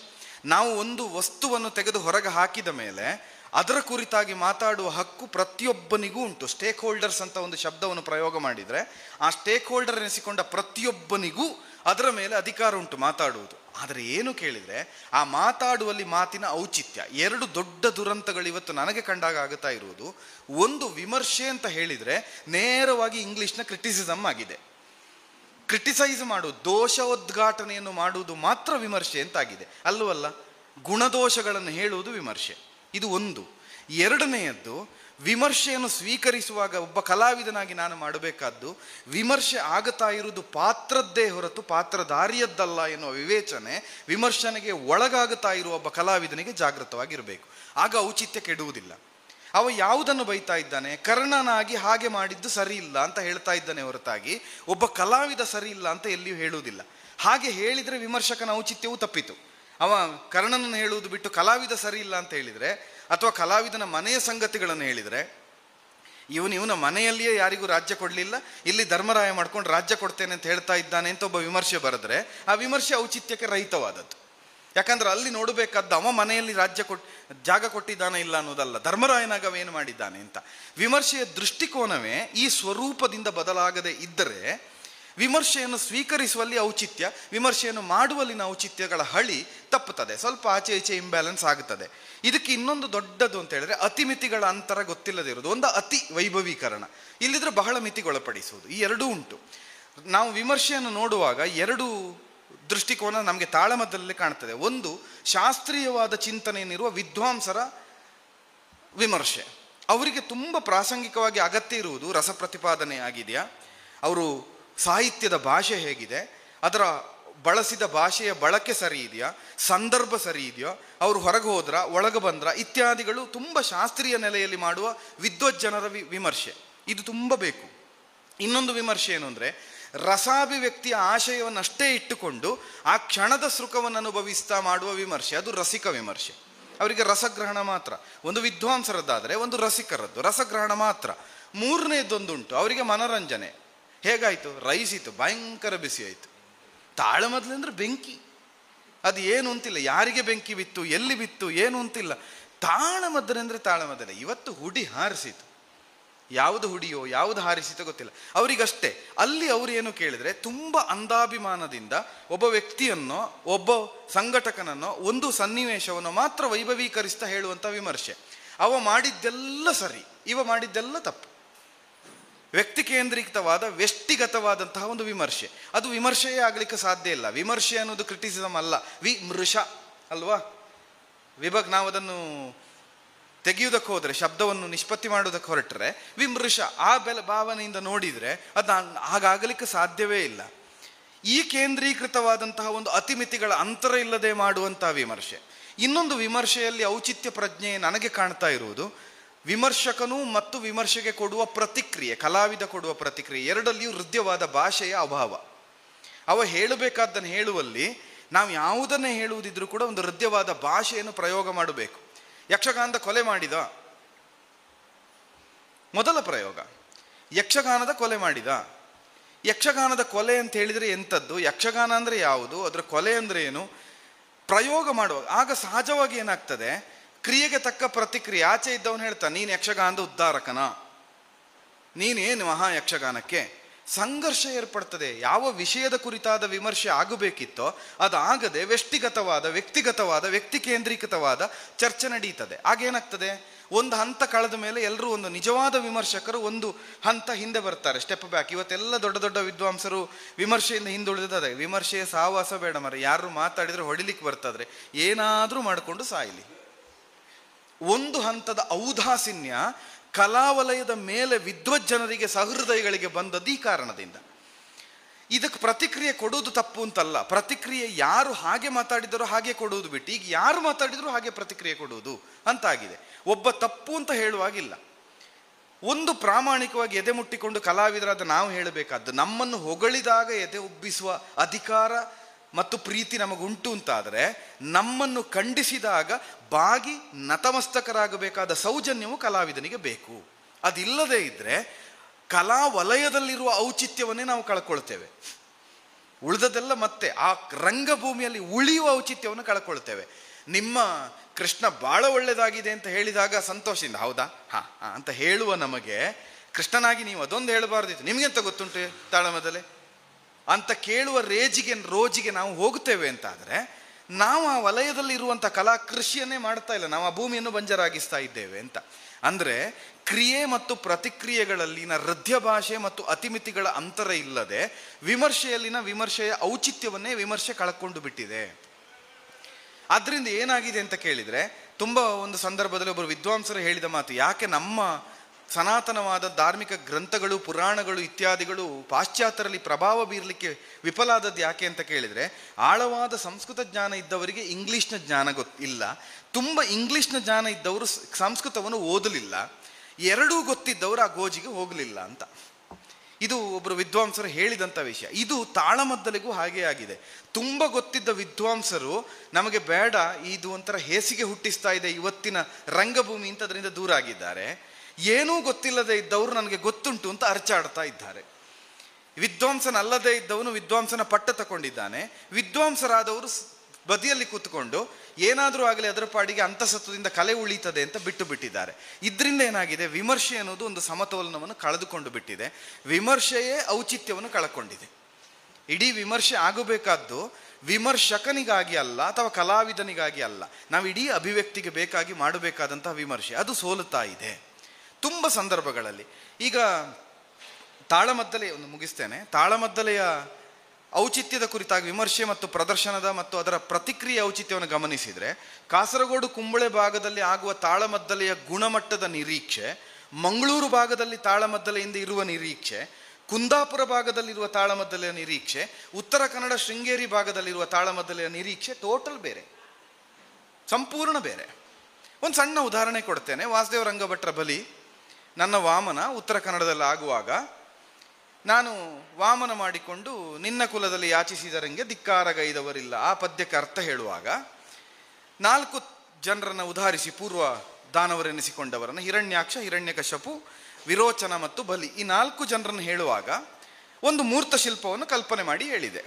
ಹಿರಣ್ಯಾಕ್ಷ ಕೊಡುವುದರಲ್ಲಿ ಕಾಲಾದರೆ, ಹಿರಣ್ಯಕಶಪು ಕೊಡುವಲ್ಲಿ ಜಂಗಾಬಲವಾದರೆ ರಾಕ್ಷಸರಿಗೆ, ವಿರೋಚನ ಕೊಡುವಲ್ಲಿ ಎದೆ ಆಯುಷ್ಯ ಕೊಟ್ಟವನಾದರೆ, ನೀನು ಆ ಕುಲದಲ್ಲಿ ತಲೆಯ ಶಿರೋಪ್ರಾಯನಾಗಿ ನಿತ್ತವ, ಕೊಡುವುದಿದ್ರೆ ತಲೆಯ ಸ್ಥಾನದಲ್ಲಿದ್ದಿ, ತಲೆಯೇ ತಕ್ಕೊಳ್ಬೇಕು ಅಂತ ಬಂದಿದ್ದೇನೆ ಅಂತ ಒಂದು ಧ್ವನಿ ಬರುವಾಗೆ, ತಲೆ ತಕ್ಕೊಳ್ಬೇಕು ಅಂತ ಹೇಳಲಿಲ್ಲ ವಾಚಿಕವಾಗಿ, ಆ ಧ್ವನಿಯಿಂದ ಅರ್ಥ ಹೇಳಿದೆ.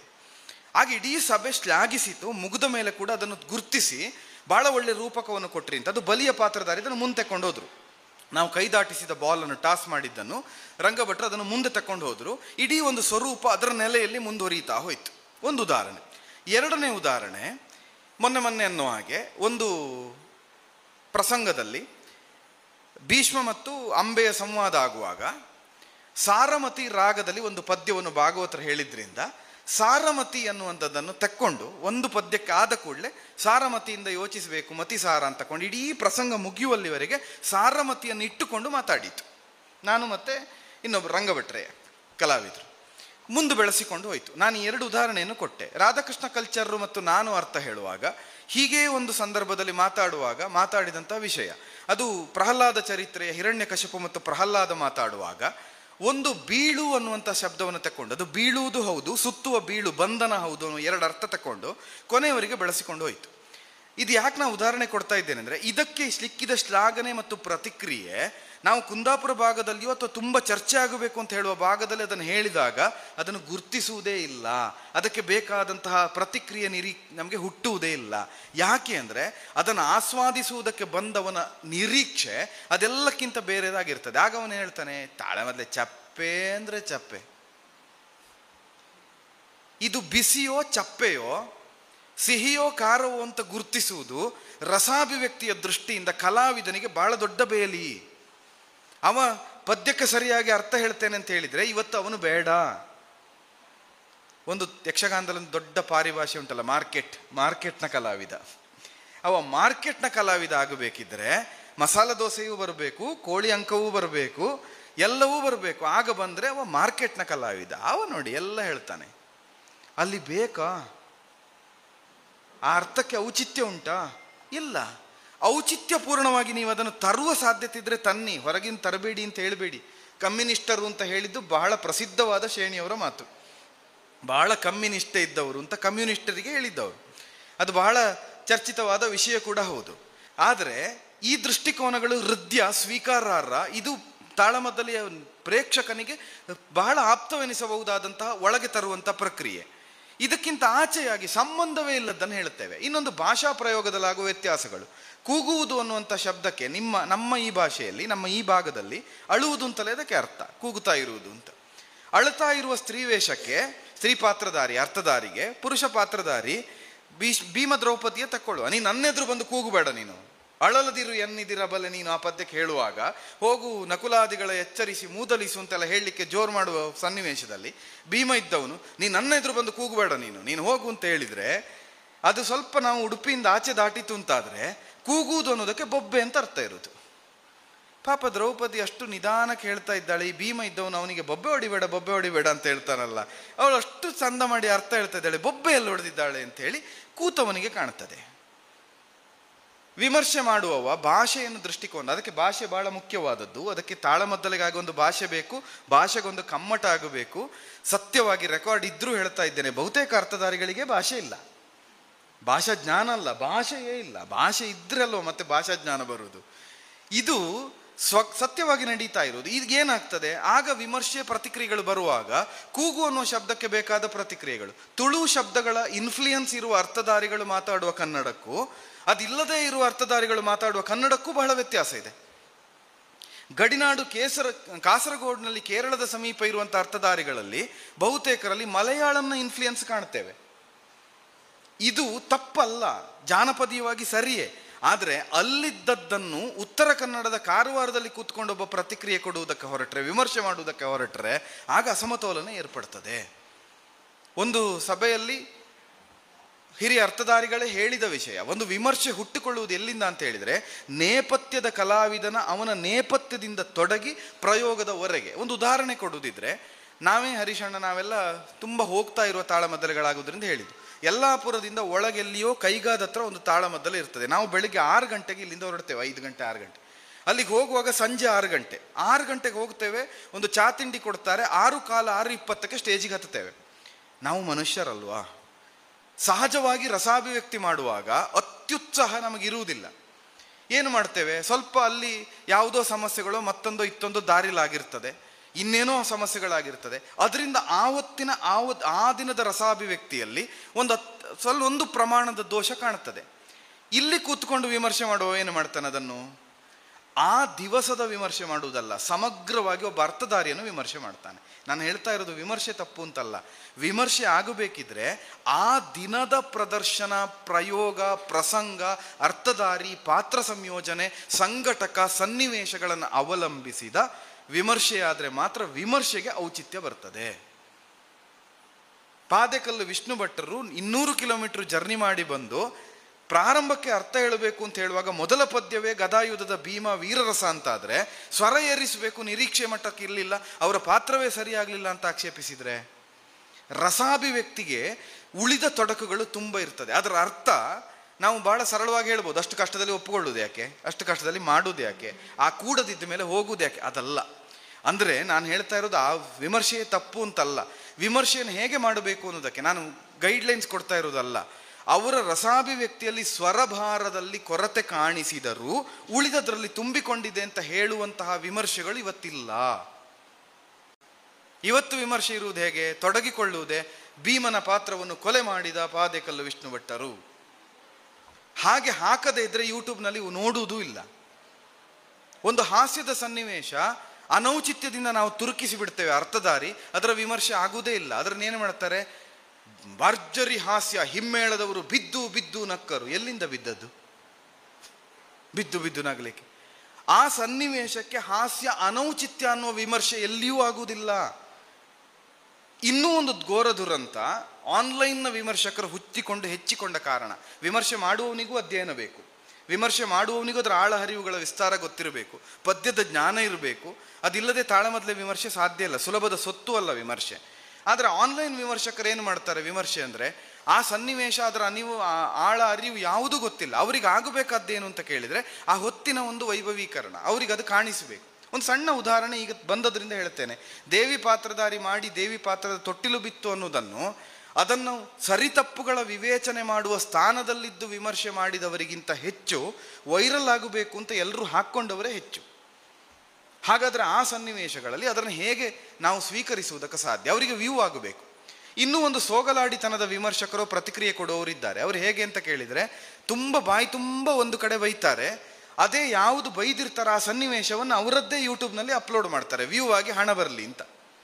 ಅಂದರೆ ಈಚೆ ಕಡೆಯಿಂದ ಆರ್ಥಿಕವಾಗಿ ಅವರಿಗೆ ಲಾಭವೂ ಆಗಬೇಕು, ಈ ಕಡೆಯಿಂದ ತಾನೊಬ್ಬ ವಸ್ತುನಿಷ್ಠ ಅನ್ನುವಂಥ ವಿಮರ್ಶೆಯೂ ಕಾಣಬೇಕು. ಈ ಸೋಗಲಾಡಿತನವು ವಿಮರ್ಶಕರಲ್ಲಿ ನಮಗೆ ಕಾಣಿಸ್ತಾ ಇದೆ. ನಾನು ಯಾರು ವ್ಯಕ್ತಿ ಕೇಂದ್ರಿತವಾಗಿ ವಿಮರ್ಶೆ ತಪ್ಪು ಅಂತ ಹೇಳ್ತಾ ಇಲ್ಲ. ವಿಮರ್ಶೆ ಬೇಕು, ವಿಮರ್ಶೆ ಸ್ವೀಕರಿಸುವ ಮನಸ್ಥಿತಿಯೂ ಬೇಕು. ವಿಮರ್ಶೆ ಸ್ವೀಕರಿಸದ ಹಠಮಾರಿತನ ಕಲಾವಿದರಲ್ಲಿಯೂ, ವಿಮರ್ಶೆಯನ್ನು ವಿಮರ್ಶಿಸದೇ ವಿಮರ್ಶಿಸುವಂತಹ ವಿಮರ್ಶಕರ ಸಂತತಿಯು ಹೆಚ್ಚಾದದರಿಂದ ಒಂದು ಇಂಬ್ಯಾಲೆನ್ಸ್ನಿಂದ ಔಚಿತ್ಯವನ್ನು ನಾವು ಕಳ್ಕೊಂಡಿದ್ದೇವೆ. ಪ್ರಾಯಶಃ ವಿಸ್ತಾರ ಮಾಡ್ತಾ ಹೋದರೆ ತುಂಬ ಆದೀತು. ಊಟದ ಸಮಯ 1 ಗಂಟೆಗೆ ಇಡೀ ಗೋಷ್ಠಿಯೇ ಮುಗಿಬೇಕಿತ್ತು, 1 ಗಂಟೆ 3 ನಿಮಿಷ ಆಗಿದೆ. ಆದ್ದರಿಂದ ಇನ್ನೂ ಹೆಚ್ಚು ಮಾತಾಡುವುದಕ್ಕೆ ಬಿಟ್ಟು, ಅಂಗ ಅಂಗಿಯ ಸಾಮರಸ್ಯವೋ ಆತ್ಮಪ್ರಾಣಗಳ ಅನನ್ಯ ಅನುಯೋಜ್ಯತೆಯೋ ಇದು ಔಚಿತ್ಯ ಅಂತ ನಾ ಭಾವಿಸಿದರೆ, ಅಂಗ ಮತ್ತು ಅಂಗಿ ಇದು ಕೆಡದ ಹಾಗೆ, ಆತ್ಮ ಮತ್ತು ಪ್ರಾಣ ಇದು ಕೆಡದ ಹಾಗೆ ಸಂಘಟಕನೂ ಚಿಂತಿಸಬೇಕು, ವಿಮರ್ಶಕನೂ ಚಿಂತಿಸಬೇಕು. ಸಂಘಟಕ ಅನಿವಾರ್ಯತೆಗೆ ಒಳಗಾಗುವುದಕ್ಕಿಂತಲೂ ರಂಗ ಪ್ರಯೋಗದತ್ತ, ರಂಗ ಪ್ರದರ್ಶನದತ್ತ ಹೆಚ್ಚು ಮೌಲ್ಯವನ್ನು ಕೊಟ್ಟರೆ, ಇಂಥ ಪಾತ್ರವನ್ನು ನಿರ್ವಹಿಸುವುದಕ್ಕೆ ಇಂಥವ ಸಮರ್ಥ, ಅದರಿಂದ ಇಂಥವನಿಗೆ ಹೇಳೋಣ ಅನ್ನುವಂಥ ನೆಲೆಯಿಂದ ಸಂಘಟನೆಗಳಾಗುತ್ತಾ ಬಂದರೆ, ತಾಳಮದ್ದಲೆಗೆ ಪ್ರಾಶಸ್ತ್ಯ ಕೊಟ್ಟು ತಾಳಮದ್ದಲೆಗಾಗಿ ತಾಳಮದ್ದಲೆಗಳು ನಡೆಯುವ ಹಾಗೆ ಬಂದರೆ, ತಾಳಮದ್ದಲೆಯ ರಸಾಭಿವ್ಯಕ್ತಿ ಇನ್ನಷ್ಟು ಔಚಿತ್ಯಪೂರ್ಣ ಆದೀತು ಅಂತ ಭಾವಿಸ್ತಾ, ನನಗೆ ಅವಕಾಶವನ್ನು ಒದಗಿಸಿಕೊಟ್ಟಂತಹ ಸಮರ್ಥರಿಗೂ ಸಮಸ್ತರಿಗೂ ಧನ್ಯವಾದವನ್ನು ಅರ್ಪಿಸ್ತಾ, ಶಿವಕುಮಾರರು ಹಂಸಕ್ಷೀರ ನ್ಯಾಯದಂತೆ ಅಂತ ಹೇಳಿದ್ರಿಂದ ನಾನು ಅದನ್ನು ವಿನಿಯೋಗಿಸುವುದಿಲ್ಲ. ಮತ್ತೊಮ್ಮೆ ನಮ್ಮದು ಹಂಸಕ್ಷೀರ ಅಂತ ಹೇಳಿದರೆ ಎಲ್ಲ ನೀರೇ ಹೆಚ್ಚಾಗ್ಬೋದು, ಕಡೆಗೆ ಹಾಲೇ ಇಲ್ಲ ಅಂತಾಗಿ ಅದು ಹೇಳಿಸಿಕೊಳ್ಳುವುದಕ್ಕಿಂತ ಯಥಾಮತಿಯಾಗಿ ನಾನು ವಿಸ್ತರಿಸಿದ್ದನ್ನು ಸ್ವೀಕರಿಸಬೇಕು ಅಂತ ಹೇಳ್ತಾ, ಹಾಗೇ ಶಿವಕುಮಾರರು ಹೇಳಿದಷ್ಟು ಹಿರಿಯರು ನಾವಲ್ಲ, ನೀವು ತುಂಬ ಮುದುಕರು ಮಾಡಬೇಡಿ ನಮ್ಮನ್ನು ಅಂತ ಹೇಳ್ತಾ, ಮಾತಿಗೆ ಅವಕಾಶ ಕೊಟ್ಟ ಸಮಸ್ತರಿಗೂ ಧನ್ಯವಾದವನ್ನು ಅರ್ಪಿಸಿ ನನ್ನ ಮಾತಿಗೆ ಮಂಗಳವನ್ನು ಇಡ್ತಾ ಇದ್ದೇನೆ. ಭದ್ರಂ ಶುಭಂ ಮಂಗಳಂ. ನವರಸ ಎನ್ನುವಂಥದ್ದು ರಸದ 9 ವಿಭಾಗಗಳು. ಇನ್ನು ರಸ, ಭಾವ, ರಸಾಭಾಸ, ಭಾವಾಭಾಸ, ಭಾವೋದಯ, ಭಾವಶಾಂತಿ, ಭಾವಸಂಧಿ, ಭಾವಶಬಲತಾ ಅಂತ ಇದಿಷ್ಟನ್ನು ಒಟ್ಟು ಸೇರಿಸಿ ಧ್ವನಿಲೊಂದು ರಸ ಅಂತ ಹೇಳುವಂಥ ಒಂದು ಸಂಪ್ರದಾಯ ಉಂಟು. ಅದರಲ್ಲಿ ರಸ ಎನ್ನುವಂಥದ್ದು ಒಂದು. ಹಾಗಾಗಿ ಭಕ್ತಿಯನ್ನು ಎಲ್ಲಿ ಸೇರಿಸ್ಬೇಕು ಹೇಳಿದರೆ ಈ ನವರಸಗಳಲ್ಲಿ ಸೇರಿಸ್ಲಿಕ್ಕೆ ಬರುವುದಿಲ್ಲ. ಆಗ ಆ ಭಾವಶಬಲತಾ ಎನ್ನುವುದು ಈಗ ಲುಪ್ತ ಆಗಿದೆ ಅಂತ ಒಂದು ರೀತಿಯಾಗಿ ಕಾಣ್ತದೆ, ಒಂದು ಎಲ್ಲ ಭಾವಗಳ ಒಟ್ಟು ಸೇರಿಸುವಿಕೆ. ಹಾಗಾಗಿ ಈಗ ವೈಯಕ್ತಿಕವಾಗಿ ನಾವು ಯೋಚನೆ ಮಾಡುವಾಗ, ಈಗ ಒಂದು ತಾಳಮದ್ದಲೆಗಾಗಲಿ ಆಟಕ್ಕಾಗಲಿ ರಂಗ ನಿರ್ದೇಶಕ ಅಂತ ಬೇಕು. ಬರೀ ಭಾಗವತಗನೇ ರಂಗ ನಿರ್ದೇಶಕ ಎನ್ನುವ ಆ ಕಾಲದ ಕಲ್ಪನೆ ಈಗ ಅಷ್ಟು ಸಾಕಾಗಲಿಕ್ಕಿಲ್ಲ ಅಂತ ನಮ್ಗೆ ಕಾಣ್ತದೆ. ಇದರ ಬಗ್ಗೆ ಸ್ವಲ್ಪ ಹೇಳಬೇಕು. ಎಲ್ಲ ರೀತಿಯ ರಂಗಕಲೆಗಳಿಗೂ ನಿರ್ದೇಶನ ಅಂತ ಉಂಟು. ಯಕ್ಷಗಾನಕ್ಕೆ ಮಾತ್ರ ನಿರ್ದೇಶನ ಅಂತ ಹೇಳುವಂಥದ್ದು ಬೇಡ. ಹೋಗಿ ಮಾಡಿದ್ದೇ ಯಕ್ಷಗಾನ ಅಂತ ಹೇಳುವಂಥ ಆ ಒಂದು ಭಾವನೆಯೂ ಕೆಲವರಲ್ಲಿದೆ. ಆದರೆ ಈ ಔಚಿತ್ಯ ಎಂಬಂಥ ಒಂದು ವಿಷಯ ಇದೆಯಲ್ಲ, ಅದು ಮನುಷ್ಯನ ಮನಸ್ಸಿನ ಒಳಗಿರುವಂಥ ಪ್ರಜ್ಞೆ. ಅದು ಇದ್ದರೆ ಅದುವೇ ನಮಗೆ ನಿರ್ದೇಶನವನ್ನು ಕೊಡ್ತದೆ. ನಾವು ಕಲಾವಿದರಾದ ಮೇಲೆ ಪುನಃ ಅದರಲ್ಲಿ ನಿರ್ದೇಶನ, ಇನ್ನೊಬ್ಬರು ಹೇಳಿದ ಹಾಗೆ ಮಾಡುವಂಥದ್ದು ಅಂತ ಹೇಳುವಂಥದ್ದು ಏನುಂಟು, ಇನ್ನೊಬ್ಬರ ಸೂಚನೆಯನ್ನು ತಗೊಳ್ಳುವುದಲ್ಲಿ ನಮ್ಮ ವ್ಯಕ್ತಿಗತವಾಗಿ ನಾವು ಸ್ವಲ್ಪ ಕೆಳಗಾಗಬಹುದೋ ಎಂಬ ಈ ಥರದ ಭಾವನೆ ಎಲ್ಲ ಇರುವ ಕಾರಣದಿಂದಲೇ ಈ ವಿಮರ್ಶೆ ಮತ್ತು ಈ ರಂಗಭೂಮಿಯ ಪ್ರದರ್ಶನ ಕಲೆ ಅದು ಪ್ರತ್ಯೇಕವಾಗಿ ದೂರವಾಗಿ ಹೋಗ್ತಾ ಇರುವ ಹಾಗೆ ಕಾಣುವಂಥದ್ದಾಗಿದೆ ಅಂತ ನಾವು ಹೇಳ್ಬೋದು. ಏನೇ ಇದ್ದರೂ ಈಗ ಹೊಸ ಪ್ರಸಂಗಗಳು ಬರುವಂಥ ಸಮಯ ನಾವು ನೋಡ್ತಾ ಇದ್ದೇವೆ. ಅದು ಅನಿವಾರ್ಯ. ಅದನ್ನು ನಾವು ನಿರಾಕರಣೆ ಮಾಡಲಿಕ್ಕೆ ಸಾಧ್ಯ ಇಲ್ಲ. ಎಲ್ಲ ಸಂದರ್ಭದಲ್ಲಿಯೂ ಇಲ್ಲಿ ಪ್ರಸಂಗಕರ್ತರು ಇದ್ದಾರೆ, ಇಬ್ಬರಲ್ಲ, ಇನ್ನೂ ಪ್ರಸಂಗಕರ್ತರಿದ್ದಾರೆ. ಈ ಪ್ರಸಂಗಕರ್ತರು ಯಾವ ಆಲೋಚನೆಯನ್ನು ಮಾಡಿದ್ದಾರೆ, ಭಾಗವತರದನ್ನು ಹೇಗೆ ಮಾಡಬಹುದು, ಪ್ರಬುದ್ಧ ಕಲಾವಿದರು ಆ ಕಥೆಯನ್ನು ತೆಗೆದುಕೊಂಡು ಆ ಪದ್ಯಗಳನ್ನು ನೋಡಿಕೊಂಡು ಇದನ್ನು ಹೇಗೆ ನಿರೂಪಣೆ ಮಾಡಬಹುದು, ಇದನ್ನೆಲ್ಲ ಒಟ್ಟು ಸೇರಿ ಮಾತಾಡಿಕೊಂಡು ಅದಕ್ಕೊಂದು ಹಿನ್ನೆಲೆಯನ್ನು ತಾವೇ ಕಲ್ಪಿಸಿಕೊಂಡು ಒಂದು ಚೌಕಟ್ಟನ್ನು ಹಾಕಿಕೊಳ್ಳುವಂಥದ್ದು ಬಹಳ ಒಳ್ಳೆಯದು. ನಿರ್ದೇಶಕ ಅಂತ ಒಬ್ಬ ಇರಲಿ, 4 ಜನ ಕೂಡಿ ಮಾತನಾಡಲಿ, ಯಾವುದೋ ಒಂದು ಯೋಜನೆ, ಪ್ಲ್ಯಾನಿಂಗ್ ಇದು ರಂಗದಲ್ಲಿ ಇರಬೇಕು ಅಂತ ಹೇಳುವಂಥದ್ದು ಕಾಣ್ತದೆ. ಇಷ್ಟು ಹೇಳ್ಬೋದು ಅಷ್ಟೇ ಹೊರತು ನೀವು ಈಗ ಒಂದು ಮೇಳ, ಆ ಮೇಳದಲ್ಲಿ ಇವನೊಬ್ಬ ನಿರ್ದೇಶಕ ಅಂಥೇಳಿ ಆ ನಿರ್ದೇಶಕನ ಒಂದು ಸ್ಥಾನ ಹೆಚ್ಚಾಗ್ತದೆ ಅಷ್ಟೇ ಹೊರತು ಅದು ಎಷ್ಟು ಪ್ರಯೋಜನಕ್ಕೆ ಬಂದೀತು ಅಂತ ಹೇಳುವಂಥ ವಿಷಯ ಬೇರೆ. ಮುಂದೆ ಕುರಿಯ ವಿಠಲಶಾಸ್ತ್ರಿಗಳು ನಿರ್ದೇಶಕನಾಗಿದ್ದರು, ನಾವು ನೆನಪಿಸ್ಕೊಳ್ಬೇಕು. ಯಾಕೆ ಹೇಳಿದರೆ ಕೊಳ್ಳೂರು ರಾಮಚಂದ್ರರು ಒಂದು ಮಾತು ಹೇಳ್ತಾಯಿದ್ರು, ಅವರಿಗೆ ನಿರ್ದೇಶನ ಹೇಳಿದರೆ ಪ್ರತ್ಯೇಕ ಏನು ಇರಲಿಲ್ಲ. ಅಲ್ಲೇ ಒಬ್ಬ ಸೀತೆಯ ಪಾತ್ರದ ವೇಷ ಹಾಕಿದರೆ, ಅದೇ ಕೊಳ್ಳೂರು ರಾಮಚಂದ್ರ ಹಾಕಿದ ವೇಷ ಹಾಕಲಿಕ್ಕೆ ಕೂತ್ಕೊಂಡಲ್ಲಿಂದ ಯಾರಲ್ಲೂ ಮಾತಾಡಲಿಕ್ಕಿಲ್ಲ. ಮಾತಾಡಬೇಡ ನೀನು ಪತಿವ್ರತೆ ಎಲ್ಲ ಜೋರು ಮಾಡ್ತಿದ್ರಂತೆ. ವೇಷ ಹಾಕಿದ ಮೇಲೂ ಯಾರಲ್ಲೂ ಮಾತಾಡಲಿಕ್ಕಿಲ್ಲ, ಬೇರೆ ಕೂತ್ಕೊಳ್ಬೇಕು, ಯಾರ ಒಟ್ಟಿಗೆ ಕೂತ್ಕೊಳ್ಲಿಕ್ಕಿಲ್ಲ. ಅದೇ ರೀತಿಯಾಗಿ ಶೂರ್ಪನಖೆಯ ಪಾತ್ರ ಮಾಡಿದರೆ ಅವರ ಎಲ್ಲ ಹೊತ್ತಲ್ಲೂ ಸಹ ಚೌಕಿಯೊಳಗೆ ಇರಬೇಕು, ಎಲ್ಲರಲ್ಲೂ ಮಾತಾಡ್ತಾ ಇರಬೇಕು. ಯಾಕೆ ಹೇಳಿದರೆ ಶೂರ್ಪನಖೆ ಅಂತ ಅವಳು ಅಂತ ಈ ಕಲ್ಪನೆಯನ್ನು ಕೊಟ್ಟು ರಂಗಸ್ಥಳಕ್ಕೆ ಕಳಿಸ್ತಾಯಿದ್ರು. ಆಗ ನಿರ್ದೇಶನ ಬಹಳ ಹಿಂದೆ ಇತ್ತು, ಅದು ಇಲ್ಲವಾಗಿದೆ ಈಗ ಅಂತ ಎನ್ನುವಂಥ. ಯಾಕೆಂದರೆ ಈಗ ನಾವು ಕುಂಬಳೆಯವರು ಹೇಳಿದರು, ನಾಯಕಿಗಳಲ್ಲಿ ಪ್ರಭೇದ ಇದೆ, ನಾಯಕಿಯರಲ್ಲಿ ಪ್ರಭೇದ ಇದೆ, ಪುನಃ ಉಪನಾಯಕಿಯರಿದ್ದಾರೆ. ಇವರನ್ನೆಲ್ಲ ಈ ಪ್ರಭೇದವನ್ನು ಲೆಕ್ಕ ಹಾಕಿ ನಾವು ಒಬ್ಬ ತಿಳಿದವ ಇದ್ದರೆ ಅದನ್ನು ಸರಿಯಾಗಿ ತರಬಹುದು ಅಂತ. ಪ್ರಸ್ತಾವಿಸಿದ ವಿಷಯ ಅದು ಚರ್ಚೆ ಮಾಡಬೇಕಾದ್ದೆ. ಈಗಾಗಲೇ ನಮ್ಮಲ್ಲಿ ನಿರ್ದೇಶಕರು ಬಂದುಬಿಟ್ಟಿದ್ದಾರೆ ಯಕ್ಷಗಾನ ಕ್ಷೇತ್ರಕ್ಕೆ. ಕೆಲವು ಅಂದರೆ ಈಗಿನ ಕಲಿಕಾ ಕೇಂದ್ರಗಳಲ್ಲಿ, ಯಕ್ಷಗಾನದ ಕಲಿಕಾ ಕೇಂದ್ರಗಳಲ್ಲಿ ಒಬ್ಬ ನಿರ್ದೇಶಕ ಬಂದಿದ್ದಾನೆ. ನಮ್ಮಲ್ಲಿ ತಾಳಮದ್ದಲೆಗಳ ತಂಡಗಳಿವೆ. ಈಗ ಹೊಸ ಅಂದರೆ ಯುವ ಮತ್ತು ಮಹಿಳಾ ಯಕ್ಷಗಾನ ತಾಳಮದ್ದಲೆ ತಂಡಗಳಿಗೆಲ್ಲ ಅವರು ನಿರ್ದೇಶಕರ ಒಂದು ಕಲ್ಪನೆ ಇದೆ ಅವರಲ್ಲಿ. ಅವರನ್ನು ಯಾರೋ ಒಬ್ಬರು ಅವರು ನಿಯಂತ್ರಿಸುವುದು ಅಂತಲ್ಲ, ಅವರಿಗೆ ಮಾರ್ಗದರ್ಶನ ಮಾಡ್ತಾ ಹೀಗೆ ಮಾಡಿ ಅಂತ ಹೇಳ್ತಾ ಬಹಳ ಸಂದರ್ಭಗಳಲ್ಲಿ ಸ್ಕ್ರಿಪ್ಟನ್ನು ಕೊಡ್ತಾ, ಅರ್ಥದ ಸ್ಕ್ರಿಪ್ಟನ್ನು. ಅದು ಎಷ್ಟು ಸರಿ ತಪ್ಪು ಎನ್ನುವುದು ಮತ್ತಿನ ವಿಚಾರ. ಅಂದರೆ ಒಬ್ಬರು ಆರಂಭದಲ್ಲಿ ರಂಗಕ್ಕೆ ಪ್ರವೇಶ ಮಾಡುವವರು ಅವರು ಒಂದು ಸ್ಕ್ರಿಪ್ಟನ್ನು ಇಟ್ಟುಕೊಂಡು ಅದನ್ನು ಒಂದು ಮನಸ್ಸಿನಲ್ಲಿ ಇಟ್ಟುಕೊಂಡು ಅಥವಾ ಬಾಯಿಪಾಠ ಮಾಡಿಕೊಂಡು ಬಂದು ಅನಂತರದ ಒಂದು 10-15 ಪ್ರದರ್ಶನಗಳಾದ ಬಳಿಕ ಅವರು ಸ್ವತಂತ್ರ ಕಲಾವಿದರಾಗಿ ಅರ್ಥಗಾರಿಕೆಯಲ್ಲಿಯೇ ಬೆಳೆದದ್ದನ್ನು ಕೂಡ ನಾವು ಗಮನಿಸ್ತಾ ಇದ್ದೇವೆ. ಅದರಿಂದ ಈ ನಿರ್ದೇಶಕರ ಒಂದು ಜಾಗ ಮೆಲ್ಲನೆ ಯಕ್ಷಗಾನವನ್ನು ಆಕ್ರಮಿಸ್ತಾ ಇದೆ.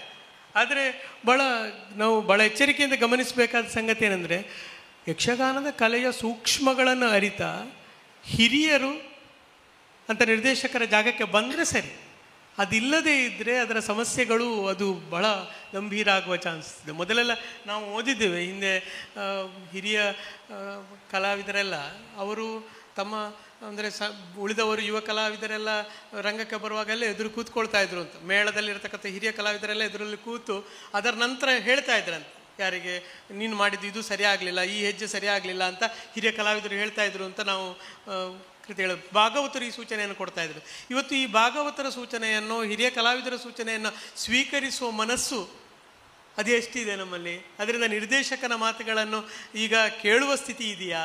ಇದು ಕೂಡ ನಾವೆಲ್ಲ ಚರ್ಚೆ ಮಾಡಬೇಕಾದ ಸಂಗತಿ ಅಂತ ನನಗೆ ಅಂದರೆ ನಿರ್ದೇಶಕ ಬೇಕು ಎನ್ನುವುದು ಎಷ್ಟು ಒಂದು ನಿರೀಕ್ಷೆಯೋ ಅಷ್ಟೇ ಆ ನಿರ್ದೇಶಕನಿಂದ ಈ ಕಲೆಗಾಗಬಹುದಾದ ಅಪಾಯದ ಕುರಿತು ಕೂಡ ನಾವು ಜಾಗೃತಿ ಇರಬೇಕಂತ ಅಗತ್ಯ ಇದೆ ಅಂತ ಅನ್ನಿಸ್ತದೆ. ಎಲ್ರಿಗೂ ನಮಸ್ಕಾರ. ಎಲ್ಲ ಮೇರು ವಿದ್ವಾಂಸರಿದ್ದಾರೆ, ಅವರಲ್ಲಿ ನಾನು ಅತಿ ಕಿರಿಯಳು. ಹಾಗಾಗಿ ನನ್ನ ಒಂದು ಮೂಡಿದಂತಹ ಒಂದು ಸಂಶಯವೂ ಅಲ್ಲ, ಇದು ಎಲ್ಲರೂ ಹಿಂದಿನಿಂದ ಹೇಳಿಕೊಂಡು ಬರುವಂತಹ ಮಾತುಗಳು. ಅದು ಯಾವಾಗ ನೀವು ಉಲ್ಲೇಖ ಮಾಡಿದ್ರಿ, ದೇವಿ ಮಹಾತ್ಮೆ ಪ್ರಸಂಗದಲ್ಲಿ ಒಂದು ನಾವು ಅದೇ ಮಾಲಿನಿಗೆ ಇದಿರು ಬರುವಂತಹ ದೂತ ಅಂದರೆ ಅಲ್ಲಿ ಒಂದು ಅರ್ಧ ಗಂಟೆ ತಗೊಳ್ತಾರೆ, ಅದು ಬೇಕಾ ಅಂಥೇಳಿ. ಯಾಕೆಂದರೆ ಅವಳು ಒಂದು ರಾಣಿಯ ಅಂದರೆ ರಾಜಕುಮಾರಿಯಾಗಿ ಇರುವವಳು, ಅಂತಹ ಒಂದು ರಾಜಕುಮಾರಿಯ ಎದುರು ಇವನ ಮಾತುಗಾರಿಕೆಯೋ ಅಂದರೆ ಅದು ಒಂದು ಎಂಥ ಹಾಸ್ಯ ಅಂತೇಳಿ ಬಂದರೂ ಕೂಡ ಅದು ನಮಗೆ ಏನೋ ಒಂದು ಥರ ಕಾಣ್ತದೆ. ಆದರೆ ಅದನ್ನು ನಾವೊಂದು ಅದು ಆಟ ನೋಡಿ ಬರುವಾಗ ಕೆಲವರೊಂದು ಹೇಳಿಕೊಳ್ಳುವ ಮಾತು ಹೇಳ್ತಾರೆ ಹಿಂದಿನಿಂದ, ಇದು ಬೇಕಿತ್ತು, ಅದು ಎಂಥದ್ದು ಹಾಗೆ ಹೀಗೆ ಅಂತೇಳಿ. ಮತ್ತೊಂದು ವಿಶೇಷ ಅದರಲ್ಲಿ ಅದೇ ಕಥೆಯಲ್ಲಿ ಬರುವಂತಹ ಮಾಲಿನಿ ಒಂದು 3 ಪದ್ಯ ತಗೊಳ್ತಾರೆ ಅವಳು ಬರುವಾಗ, ಜನನಿ ಆಜ್ಞೆಯಲ್ಲಿ ಇನ್ನೊಂದು ಇದೀಗ ಕಡಿಮೆ ಆಗಿದೆ. ಅಂದರೆ ಅವಳು ತಾಯಿಯ ಆಜ್ಞೆಯನ್ನು ಪಾಲಿಸುವಲ್ಲಿ ಒಳ್ಳೆಯ ಒಬ್ಬ ಕುಮಾರ ಬೇಕಂತೇಳಿ ಅವಳು ತಪಸ್ಸಿಗೆ ಹೋಗೋದು. ಅಂದರೆ ಅಲ್ಲಿ ಅವಳು ಎಷ್ಟು ಕುಣಿತಾಳೆ ಅಂತ ಹೇಳಿದರೆ ಅವಳು ಯಾವುದಕ್ಕೆ ಹೋಗ್ತಾ ಇದ್ದಾಳೆ ಅಂತೇಳಿ ನಮಗೆ ನೋಡುಗರಿಗೆ ಒಂದು ಸಮಸ್ಯೆ. ಇದಂದರೆ ನನ್ನ ಒಂದು ಅಭಿಪ್ರಾಯ ಅಂತೇಳಿ ಅಲ್ಲ ಇದು, ಅಂದರೆ ಇದನ್ನು ಹಿಂದಿನಿಂದ ಹೇಳಿಕ್ತಾರೆ ಹಾಗೆ. ಅದು ಬೇಕಾ ಅಂದರೆ ಅವಳೊಂದು ಕುಣಿಯುವ ಆ ಒಂದು ದೃಶ್ಯ ನೋಡುವಾಗ, ಈಗ ಒಂದು ಶೂರ್ಪನಕ್ಕಿ ಬರ್ತಾಳೆ, ಅವಳು ಮಾಯಾ ಶೂರ್ಪನಕ್ಕಿ ಆಗಿ ಬಂದು ಅಷ್ಟು ಕುಣಿದ್ರೆ ತೊಂದರೆ ಇಲ್ಲ, ಅವಳಿಗೆ ಅಂದರೆ ಕುಣಿಲಿಕ್ಕೆ ಬರುವುದವಳು. ಹಾಗಾಗಿ ಅಂದು ಇದು ಅಂಥೇಳಿ ನಾನು ಮುಂಬೈಲಿರುವಾಗ ಒಂದು ಸಲ ಹಾಗೆ ಆಯಿತು. ಶಿವಭಕ್ತ ವೀರಮಣಿ ತಾಳಮದ್ಲೆ ಅಲ್ಲಿ ವೀರಮಣಿ ಮತ್ತು ಹನುಮಂತ ಮಾತಾಡಿಕೊಳ್ಳೋದು. ಮಾತಾಡಿ ಕೊನೆಗೆ ಹನುಮಂತ ಹೇಳ್ದು, ನನಗೆ ರಾಮ ಏನು ಮಾಡಿದ್ದಾನೆ ಗೊತ್ತಿಲ್ಲ, ನೀನೇ ಹೋಗಿ ಅಯೋಧ್ಯೆ ಹೋಗಿ ಕೇಳು ಅಂಥೇಳಿ. ಅಲ್ಲಿ ಹಿಂದೆ ಕೂತ್ಕೊಂಡವ್ರು ಏನು ಹೇಳ್ತಾ ಇದ್ರಂದರೆ, ಇದೆಂತ ಮನೆಯಲ್ಲಿ ಇದು ಕಟ್ಟೆಯಲ್ಲಿ ಮಾತಾಡ್ದಾಗೆ ಮಾತಾಡ್ತಾರೆ ಅಂದರೆ ಹಿಂದಿನಿಂದೇ ಹೇಳೋದು. ಅದನ್ನು ಏನು ಮಾಡಿದೆ ನಾನು, ಅವ್ರದ್ದೆಲ್ಲ ಕೇಳಿ ಪೇಪರಲ್ಲಿ ಹಾಕಿಬಿಟ್ಟೆ ಕರ್ನಾಟಕ ಮಲ್ಲದಲ್ಲಿ. ಅದು ಮರುದಿನ ಅದಕ್ಕೆ ಬಂತು ಉತ್ತರ, ನಿನಗೆ ಅಷ್ಟು ಮಹಾ ಗೊತ್ತು ಅಂಥೇಳಿ. ಅಂದರೆ ನಾವು ವಿಮರ್ಶೆ ಮಾಡುವವರು ಕೂಡ ಆಳವಾಗಿ ಅದನ್ನು ಅಧ್ಯಯನ ಮಾಡಬೇಕು. ಅದಕ್ಕೆ ನಾನು ಅವರಿಗೆ ಒಂದೇ ಉತ್ತರ ಕೊಟ್ಬಿಟ್ಟೆ, ನನಗೆ ಅಡಿಗೆ ಮಾಡಲಿಕ್ಕೆ ಬರದಿದ್ದರೂ ಅಡಿಗೆಯ ರುಚಿ ಹೇಗುಂಟು ಅಂತೇಳಿ ಗೊತ್ತುಂಟು. ಅಂದರೆ ಮೇಲಿಂದ ಮೇಲೆ ನೋಡುವಾಗ ಅದು ಸರಿಯೋ ತಪ್ಪೋ ಅಂಥೇಳಿ. ಆದರೆ ಇದು ನನಗೆ ಒಂದು ಉತ್ತರ ಸಿಗಬೇಕಂಥೇಳಿ ಅಲ್ಲ, ಇದರಲ್ಲಿ ಏನಾದರೂ ಬದಲಾವಣೆ ಮಾಡಲಿಕ್ಕೆ ಆಗ್ತದೆ ಅಂಥೇಳಿ ನನ್ನ ಒಂದು ಆಸೆ ಅಷ್ಟೇ. ಅವಕಾಶಕ್ಕಾಗಿ ವಂದನೆಗಳು. ಇಲ್ಲಿ 2 ಜನ ಅವರ ಉಪನ್ಯಾಸ ಮಾಡಿದ ಮೇಲೆ ನಾನು ಒಂದಿಷ್ಟು ವಿಷಯಗಳನ್ನು ಮಾತನಾಡಿದ್ದೇನೆ. ಹಾಗೆ ಅವರು ಈ ಗೋಷ್ಠಿಯ ಚೌಕಟ್ಟೆ ಹಾಗೆ ಅಂತ ಹೇಳಿದ್ದಾರೆ. ಹಾಗೆ ಈಗ ಪವನ್ ಕಿರಣಕೆರೆ ಅವರು ಮಾತನಾಡಿದರು. ಅವರ ವಿಷಯಕ್ಕೆ ಸಂಬಂಧಪಟ್ಟ ಹಾಗೆ ತುಂಬ ಅನುಭವ ಕ್ರೋಢೀಕರಣ ಮಾಡಿದ್ದಾರೆ ಎಂಬಂಥದ್ದು ಅವರ ನಿರೂಪಣೆಯಲ್ಲಿ ಸ್ಪಷ್ಟವಾಗಿ ಗೊತ್ತಾಗಿದೆ. ಮತ್ತು ಸಂಘಟನೆ ಮತ್ತು ಪ್ರತಿಕ್ರಿಯೆ ಇತ್ಯಾದಿಗಳಲ್ಲಿ ಔಚಿತ್ಯದ ಬಗೆಗೆ ಹೇಳಿದ್ದಾರೆ. ನಾವು ಔಚಿತ್ಯ ಅಂತ ಹೇಳಿದಾಗ ಅನೌಚಿತ್ಯ ಏನು ಎಂಬಂಥದ್ದನ್ನು ಕೂಡ ತಿಳಿದುಕೊಂಡ್ರೆ ಇದು ಔಚಿತ್ಯವನ್ನು ಇನ್ನಷ್ಟು ಸ್ಪಷ್ಟವಾಗಿ ನಮಗೆ ಅರ್ಥ ಮಾಡಿಕೊಳ್ಳಿಕ್ಕೆ ಸಾಧ್ಯ ಉಂಟು. ಆದ್ದರಿಂದ ಅನೌಚಿತ್ಯವಾಗುವಂತಹ ಹಲವು ಸಂದರ್ಭಗಳನ್ನು ಉದಾಹರಣೆ ಸಹಿತವಾಗಿ ಅವರು ಹೇಳಿದ್ದರಿಂದ ಇದು ಹೀಗಾಗಬಾರ್ದು, ಇದು ಹೀಗಾಗಬಾರ್ದು, ಇದು ಉಚಿತ ಅಲ್ಲ ಎಂಬಂಥ ಪ್ರಜ್ಞೆ ನಮ್ಮ ಮನಸ್ಸಿನಲ್ಲಿ ಮೂಡ್ತದೆ. ಅವರು ಆ ವಿಧಾನದಿಂದ ಅನುಭವವನ್ನು ಅದಕ್ಕೆ ಜೋಡಿಸಿ ಹಲವು ವಿಷಯಗಳನ್ನು ನಿರೂಪಣೆ ಮಾಡಿದ್ದಾರೆ. ಅದರಲ್ಲಿ ಸಂಘಟಕರ ಸಮಸ್ಯೆಗಳನ್ನು ಹೇಳಿದ್ದಾರೆ. ಆಮೇಲೆ 3 ವಿಧದ ಸಂಘಟಕರನ್ನು ಅವರು ಹೇಳಿದರು. ಅದರಲ್ಲಿ ನಿಜವಾದ ಸಂಘಟಕರು ಯಾರು, ಹೇಗಿರಬೇಕು ಎಂಬಂಥದ್ದನ್ನು ನಾವೇ ತಿಳಿದುಕೊಳ್ಳುವ ಹಾಗಿದೆ. ಆ ಕಲಾನುಭವಿ ಸಂಘಟಕ, ಆಮೇಲೆ ಇನ್ನೊಬ್ಬ ಸಾಂದರ್ಭಿಕವಾಗಿ ಬಂದಂಥ ಇನ್ನೊಬ್ಬ ಸಂದರ್ಭ, ಇನ್ನೊಬ್ಬ ಕೊನೆಗೆ ಫಲಾನುಭವಿ ಸಂಘಟಕ. ಅವನಿಗೆ ಅನುಭವ ಹೇಗಿದ್ದರೂ ತೊಂದರೆ ಇಲ್ಲ, ಫಲ ಮಾತ್ರ ಅವನಿಗೆ ಸ್ವಂತಕ್ಕೆ ಬೇಕು ಅಂತ ಹೇಳುವಂಥದ್ದು. ಇಂಥದ್ದು ಅದನ್ನು ಸ್ವಲ್ಪ ಅವರು ಅತಿಕರಿಸಿ ಹೇಳಿದರು ಅಂತ ಕಂಡರೂ ಕೂಡ, ಹೆಚ್ಚು ಮಾಡಿ ಹೇಳಿದರು, ಇದ್ದದ್ದಕ್ಕಿಂತ ಹೆಚ್ಚು ಮಾಡಿ ತೋರಿಸಿ ಹೇಳಿದರು ಅಂತ ಹೇಳಿದರೂ ಕೂಡ, ಎಷ್ಟೋ ಬಾರಿ ಅರ್ಥ ಆಗಬೇಕಾದರೆ ಉದಾಹರಣೆಗಳನ್ನು ಸ್ವಲ್ಪ ಒತ್ತಿ ಹೇಳಬೇಕಾಗ್ತದೆ, ಅಥವಾ ಅತಿಕರಿಸಿ ಹೆಚ್ಚು ಮಾಡಿ ಹೇಳಬೇಕಾದಂತಹ ಸಂದರ್ಭ ಉಂಟು. ಒಟ್ಟಿನಲ್ಲಿ ಅವರು ಈ ಕ್ಷೇತ್ರದಲ್ಲಿ ನಡೆಯುವಂಥ ಎಷ್ಟೋ ಅನುಚಿತ ವಿಷಯಗಳನ್ನು ತೋರಿಸಿ, ಇಂಥದ್ದು ನಡೆಯಬಾರದು, ನಿಜವಾದ ಕಲೆ ಹೇಗಾಗಬೇಕು ಎಂಬುದು ನಮ್ಮ ಮನಸ್ಸಿನಲ್ಲಿ ಮೂಡಬೇಕು ಎಂಬ ದೃಷ್ಟಿಯಿಂದ ಅವರು ಪ್ರಯತ್ನ ಮಾಡಿದ್ದಾರೆ. ಇನ್ನು ಈ 3 ಕೂಡ ಚೆನ್ನಾಗಿ ತಮ್ಮ ವಿಷಯಗಳ ಬಗೆಗೆ ನ್ಯಾಯವನ್ನು ಕೊಟ್ಟಿದ್ದಾರೆ. ಇದರಲ್ಲಿ ಇಷ್ಟು ಮಾತ್ರ ಮಾತುಗಳಿರುವಂತಹದ್ದಲ್ಲ, ಇನ್ನೂ ಆಲೋಚನೆ ಮಾಡಬೇಕಾದಂಥ ವಿಷಯಗಳು ಬಹಳಷ್ಟಿವೆ. ಇದು ಗಂಭೀರವಾದಂಥ ವಿಷಯವೇ ಹೌದು. ಮತ್ತು ಇವತ್ತು ವಿಶ್ವವಿದ್ಯಾನಿಲಯದವರು ಒಬ್ಬರು ಬಂದಿದ್ದಾರೆ, ಕಾಲೇಜಿನಲ್ಲಿರುವ ಒಬ್ಬರು ಬಂದಿದ್ದಾರೆ, ಕಾಲೇಜಿನಲ್ಲಿ ಇದ್ದುಕೊಂಡು ವ್ಯವಸಾಯ ಕ್ಷೇತ್ರದಲ್ಲಿರುವಂಥವರು ಇನ್ನೊಬ್ಬರು ಇದ್ದಾರೆ, ಮತ್ತು ಇದೆಲ್ಲದಿಂದ ನಿವೃತ್ತನಾದಂಥವ ನಾನು ಒಬ್ಬ ಇದ್ದೇನೆ, ವಿಶ್ರಾಂತ ಅಂಥೇಳಿ. ಇದು ಏನಿದ್ರೂ ಇದು ಎಲ್ಲಿಯವರೆಗೆ ಬಂದಿದೆ ಅಂತ ಹೇಳಿದರೆ, ಈ ಯಕ್ಷಗಾನ ಎಂಬುದು ಯಾರದೋ ಪಾಮರರ ಕಲೆ ಅಂತ ಒಂದು ಕಾಲದಲ್ಲಿ ಅದನ್ನು ಹೇಳಿದ್ದುಂಟು. ಆಮೇಲೆ ಜನಪದ ಕಲೆ, ಜನಸಾಮಾನ್ಯರ ಕಲೆ ಅಂತ ಹಾಗೆ ಹೇಳಿದಂತಹದ್ದು ಉಂಟು. ಇವತ್ತು ಅಷ್ಟಲ್ಲ, ಇದು ವಿಶ್ವವಿದ್ಯಾನಿಲಯದಲ್ಲಿಯೂ ಕೂಡ ಅಧ್ಯಯನ ಮಾಡುವಂಥ ಕಲೆ.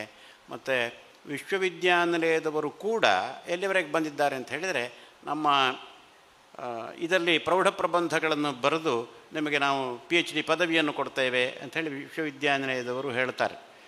ಒಂದು ಮಾಹಿತಿಗಾಗಿ ಒಂದು ವಿಷಯ, ಯಕ್ಷಗಾನದಲ್ಲಿ PhD ಪದವಿ ಕೊಡಲಿಕ್ಕೆ ಪ್ರಾರಂಭ ಮಾಡಿದಂಥದ್ದು ಕರ್ನಾಟಕದ ಯಾವ ವಿಶ್ವವಿದ್ಯಾನಿಲಯಗಳು ಅಲ್ಲ.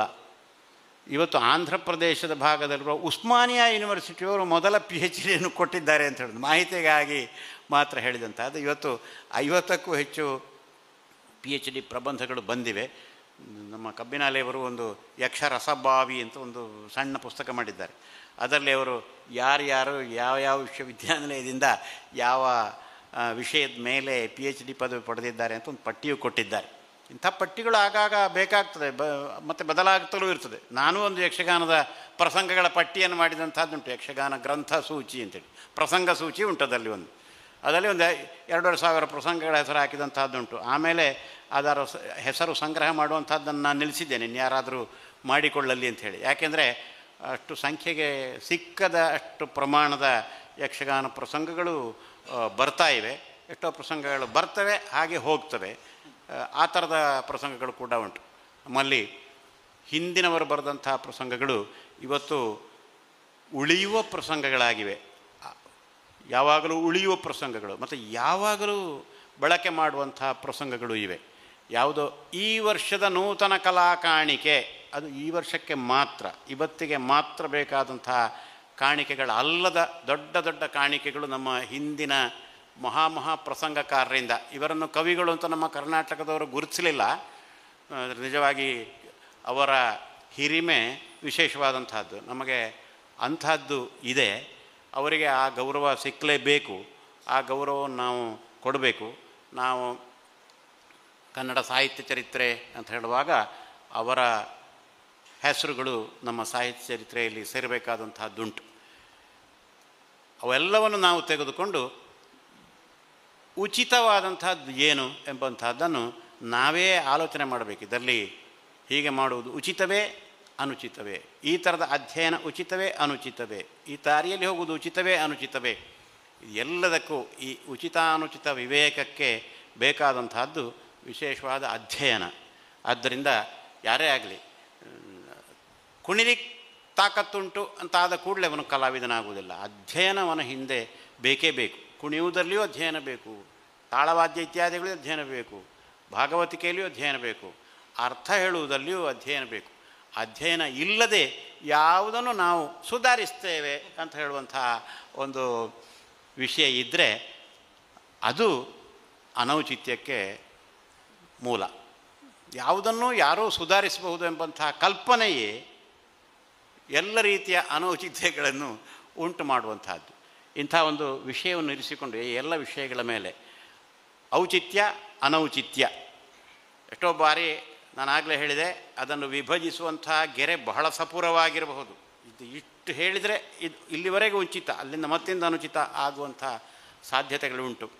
ಏನೇ ಇರಲಿ, ಈ ವಿಷಯವನ್ನು ತೆಗೆದುಕೊಂಡು ಒಂದು ವಿಮರ್ಶೆಗೆ, ಒಂದು ಆಲೋಚನೆಗೆ ಅವಕಾಶವನ್ನು ಕೊಟ್ಟದ್ದು ಮತ್ತು ಅದರಲ್ಲಿ ಯುವಕರಿಗೂ ಎಲ್ಲ ಅವಕಾಶವನ್ನು ಕೊಟ್ಟದ್ದು, ವಿಶ್ವವಿದ್ಯಾನಿಲಯದವರು ಬಲ್ಲಿ ಮಾತನಾಡಲಿ, ಈ ವಿಷಯ ಅವರು ಕೂಡ ಆಲೋಚನೆ ಮಾಡಲಿ ಎಂಬುದಾಗಿ ಹೇಳಿದಂತಹದ್ದು, ಈ ಏರ್ಪಾಡು ಬಹಳ ಒಳ್ಳೆಯದಾಗಿದೆ ಅಂತ ಹೇಳುವಂಥದ್ದನ್ನು ಹೇಳಿ ಇದಕ್ಕೆ ಕಾರಣರಾಗಿ ಇದಕ್ಕೆ ಏರ್ಪಾಡು ಮಾಡಲಿಕ್ಕೆ ಯಾರೆಲ್ಲ ಇದಕ್ಕೆ ಸಹಕಾರ ಮಾಡಿದ್ದಾರೋ ಅವರೆಲ್ಲರಿಗೆ ನಾನು ಅಭಿನಂದನೆಯನ್ನು ಹೇಳಿ ನನ್ನ ಮಾತುಗಳನ್ನು ಮುಗಿಸ್ತೇನೆ. ನಮಸ್ಕಾರ.